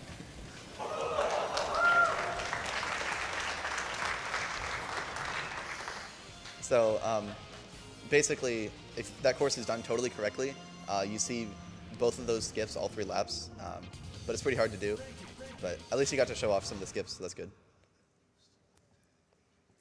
So up next is going to be Emerald Cup. This cup is just full of Fat Shark courses. The first 4 use Fat Shark. A lot of them just have like a lot of boosters and a lot of shift boost opportunities. So you'll see a lot of that for a while. This first course is Cylinder Knot. It's basically the other side of a pipe. You're on the outside. And this course just has a lot of boosters on it. And there's several different shift boost opportunities. Most of them, or several of them, have like pretty easy setups. And then some of them are a little bit harder. So like right there, he like kind of shook for a little bit. But if you do that a little bit better, you can get a shift boost. You can get that shift boost there. Yep. You can get an MTS and a shift boost on that drop, but it's really hard to do. Also, there he was going for the edge boost, so that happens sometimes. You're just trying to line up and you barely miss it. So here, there's a setup for a double shift boost coming up on this lump here. Yeah. Okay, so he only got one. But let go of H too early. That was odd. Yeah, but if you get it, then you can get like over 2,000. Yeah. This is just a really important track to have a good understanding of exactly where the placement of the boost panels is, because as you can see, they're only situated on small parts, then they don't completely surround the track. So being that it is a cylinder, you need to know exactly where you need to be at all times to get the boosts. Yeah, and then also, it doesn't look like it, but driving on cylinders is actually really hard. Yeah. If you aren't driving like quite with the grain of the cylinder, then you'll be facing like a downslope on the course, and then so you'll catch air, and something I haven't explained yet, which he's been doing, is a quick turn, where it's pretty much how you turn most of the time. You lose grip by pressing both L and R, and then you release the trigger the direction you don't want to turn. So you press like L and R, and then if you want to turn left, you press L and left. There and we go. yeah, that was the double shift boost. So you can see he's going really fast. So the reason why quick turns are important is because you can turn a lot sharper than you would be otherwise. But if you catch air, then when you're in the air, your vehicle functions as if it has grip as far as how it turns and stuff. Also, that was an MTS and a shift boost. That was really good. That was really hard to get, and he got a lot of speed out of it. But if you catch air, then you can't do a quick turn because you have grip again. So it messes with your control a lot. It's worth noting that on top of what we mentioned before about using MT, cutting the engine while you're above your top speed, even when you use as a boost panel, you do want to hold the A button for that because you can't actually accelerate while boosting without holding the A button. Oh yeah, so slight clarification on that. Basically, you only hold the A button to do things that would give you speed, and then you release the A button whenever you're not doing things that give you speed. Yeah. That's pretty much like an easy way to put it. And the timing is different between using boost pads and using a manual boost because the boost duration from a boost pad is shorter than a manual boost. Yeah, it's half as much, but the boost strength is stronger, so they usually come out to giving you about the same amount of speed. Yeah, it only really matters for the purpose of getting good MT, since as we said, once the boost is finished, holding A for additional frames just causes you to decelerate faster. Yeah. So that's a 226. That's a really good time. That beats my PB. I feel like that'll happen a lot. It's a common theme, really good. yeah. You're going to place a bet on how many times that's going to happen through this run? I'm afraid to know the number. So this is going to be intersection. Basically, this course has a pipe that kind of like laces through the track, and then there's like one strip of the track where you kind of drive around it. So you can see like on the mini-map on the right side, there's like the pipe that bends back and forth through it. On each of those bends, there's an opportunity to get a shift boost, or sometimes a double shift boost if you're lucky. So a lot of this course comes down to how well you can get those. So you can see he's going to try and get as many as he can. But basically, you just line up on a certain part of the pipe, and then you tap A at the right time, like that. Ooh, nice. And you tap A again. So that was really good. He missed the first one, but then the rest of it was really fast. And chaining those together is actually like really hard. So he got that really well. And then here's the part where it goes back and forth. You actually like go back and forth across to get these different boosters, which looks kind of hard, but actually it's not too bad. But this turn right here is like really bad. Yeah, that's the turn that you want to take a rare break for sometimes. Yeah, you can go too fast and just fly straight off the track. Yeah, if you don't handle it quite right, it's really dangerous. But actually one thing that you do, instead of slowing down for it, this game kind of has like glitch physics when you're going up an upslope and you're going fast enough, where your vehicle becomes really clingy. It's kind of hard to explain, but basically the reason why he doesn't MTS through that turn, outside of just the fact that it's fast, is it gets him going fast enough that he gets the glitched upslope physics. So he clings to the ground really well. And like there's a place where the ground drops, I'll just like point it out, like right there, that little ground drop. If he didn't have the glitched upslope physics, then he would have caught air and probably flown over the rail. Yeah. But since he had that, it just kind of caused his vehicle to stick to the ground. It's really like weird, obscure thing that happens. But it's useful in some places, so.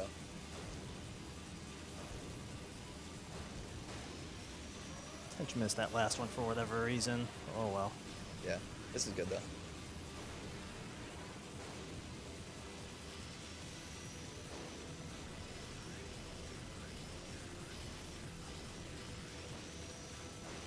Sub 2, 159. Nice.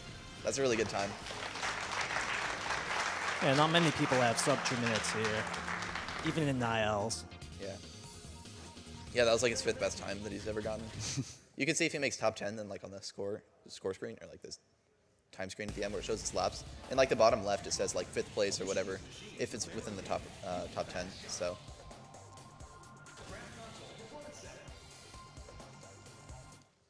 Yeah, so this course is double branches. It's going to be the first place you'll see off-course shift boosts, which essentially, like I was saying, to get a shift boost, you have to catch air for a moment. And normally the way to do that is to like go over a little lump on the ground at the right speed. What you can also do is you can also just go off the side of the course for a moment and come back on. And if you do it fast enough, then you won't die. You'll make it back onto the course. Yeah. If you do it too slowly, you'll die. These are really difficult. Yeah, they're really dangerous. The difficulty is like mitigated based on a couple of factors. Like when you're going faster, it's a bit easier to deal with, and depending on the gradient, such as if you're going downhill, it's a little more forgiving. Yeah, so you'll see in next cup, there's a couple courses that have some easier shift boosts, but definitely a big thing is how fast you're going, because the faster you're going, the less you fall, or the slower you fall, assuming you're not pointed down. So there's a couple of spots in this course as well, such as just before there, where last track I mentioned about braking to not get any air, that is borderline forced in this track. Like there's one of the specific turns there, it seems to be if you're above like 1500, you will just come away from the track and you basically cannot get back. Yeah, it's somewhere around a little above 1400. A lot of this game, since it's like an anti-gravity racer, you're actually driving upside down. So the issue is if you lift off the track when you're upside down, your vehicle flips back over and you can't make it back onto the track. So if you're going fast enough, when the course bends down, then you're going to die. Okay, so right there also, you saw like the glitched upslope physics. One of the things is if you're doing an MTS, your vehicle just kind of like hangs sideways and just kind of sticks there. So if you get enough speed on the, like doing the shift boost, then you can get it. So if he gets it on lap 3, I'll like point it out again. You can see like right there, he's doing an MTS because when you exit an MTS, like you're gonna have a little bit less speed. So it's just kind of a good way to like utilize that speed temporarily, since you need to slow down anyway. Because when you're doing the MTS, you just get a little bit further forward. So.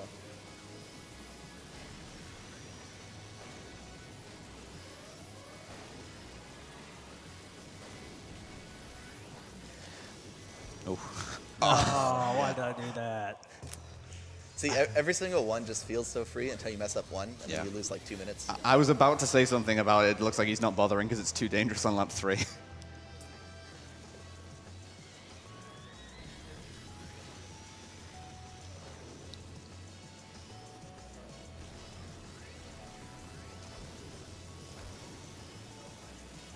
Yeah, so it's a lot more dangerous right there because the track's like upward a little bit. Okay, so like right there, he like turned sideways and just kind of like sat there for a minute instead of like turning. Even though he was facing to the right, he didn't actually move to the right just because of that glitched upslope physics, but kind of a minor thing.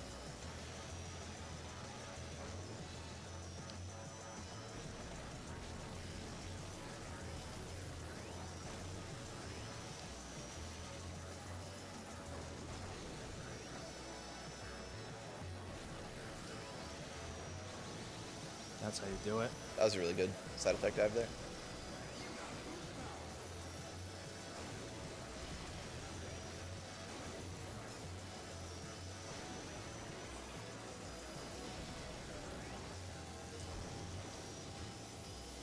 All right, that was the last time I'll do that.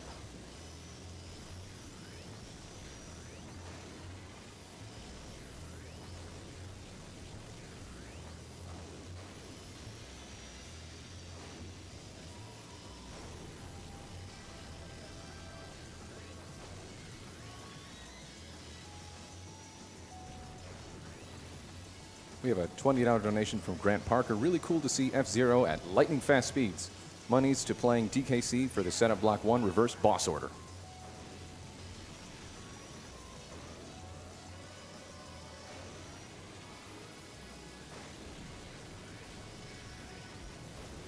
Yeah, so if you don't go for shift boost, it's faster to like drop down there and just get more boosters instead.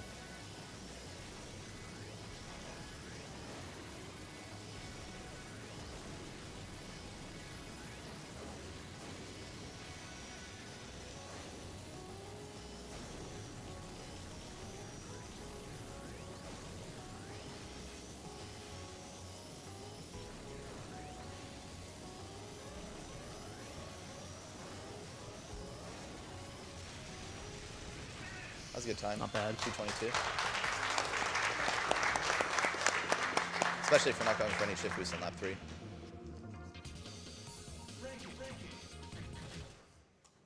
We have $20 from Anonymous. Amazing cause, amazing people, amazing games. Yeah, so up next is going to be half pipe.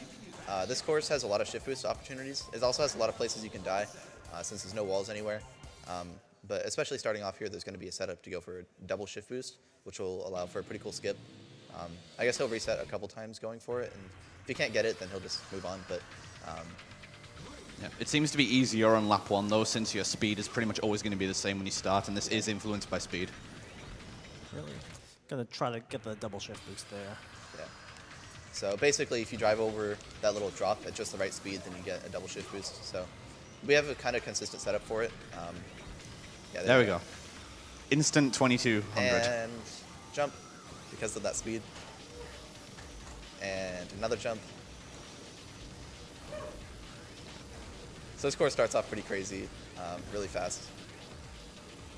And pretty much that speed carries through all the way till like about here. Like he only just slowed down. Oh yeah, off course shift boost there. Usually they're pretty hard on the half pipe because since you have to be sideways on the, whoa, I've never seen that shift boost before. That was cool. Usually since you're sideways in the half pipe, like if you try and strafe off, then like your vehicle will try and correct its angle, so it'll be weird. But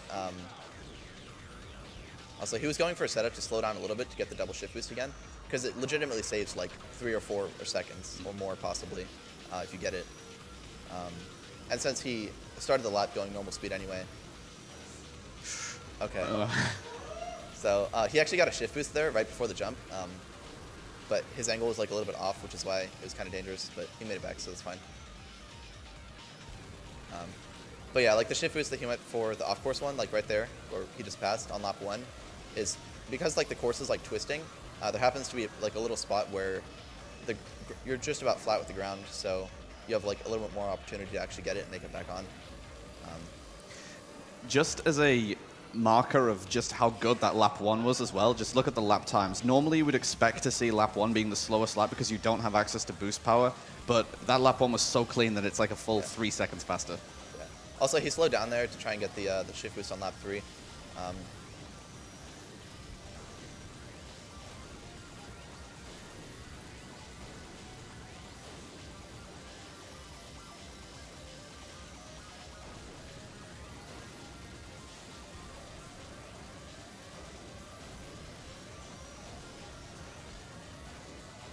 Unlucky with those shift boosts there.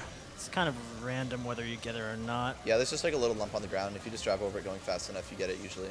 But 216 is pretty good. Not bad at all.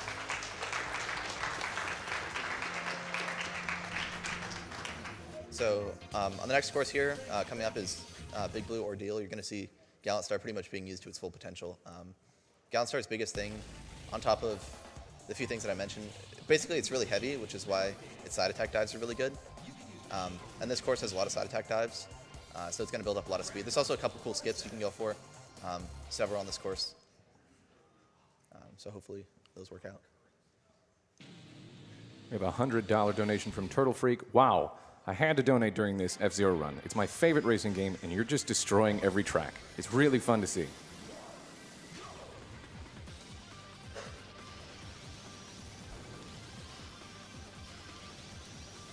Yo, you got it. Nice. Nice. Okay, that skips is a lot harder on lap 1. He got it. So that was really good. Basically, the track actually like loops around to the right, like around the building. You just kind of like go around it the other way instead.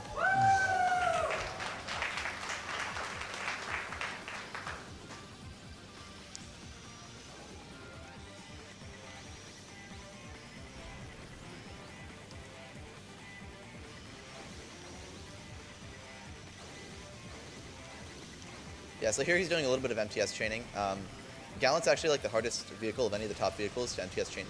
Also, there's an opportunity of a rail slide being used outside of the end of a track. Just kind of works out there to like exit the rail slide, and then you do like a little bit of a side attack dive.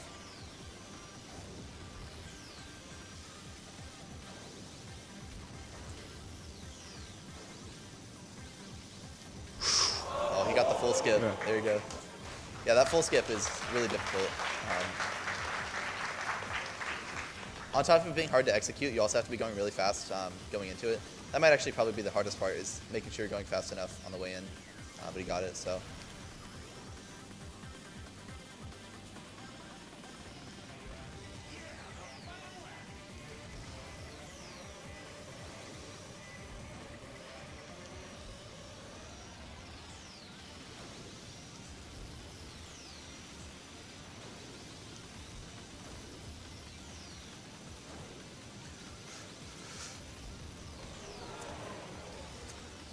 Yeah, that wasn't optimal, but I made it, yeah, so whatever. It's kind of hard to like see exactly where the track is because it's a little bit narrow right where you land, and on top of that, like you're looking through a waterfall, so it's just like a little bit blurred. Yeah. Also here, it's pretty consistent suicide. He got over 4,000 there. Probably saved a second, so it's worth it. Fairly safe. Yeah, the nature of the track being as narrow as it is, and it's going up a hill, it shoots you pretty consistently straightforward. Yeah, just like the slight curve upwards just kind of like bounces you perfectly. And like each time you bounce, you build up a little bit of speed. Okay, so here is Diamond Cup. This has the hardest courses in the game. Yeah. Especially this first course. This course has a lot of narrow sections where there's no walls just about anywhere on the course. There's like a couple small places where there's some walls, but hardly anywhere. And there's like the areas where it splits into 3, which is why it's called Trident. And basically on this course, he's just going to abuse shift boost as much as possible. Yeah. The world record is insanely fast. So you could spend like days on this course and never finish a run if you're trying really hard. So he's not going to go as crazy as possible. But he's got a strat worked out for which ones he's going to go for, especially more on the opener because they're less punishing to miss because you only lose 30 seconds or whatever instead of 2 minutes into a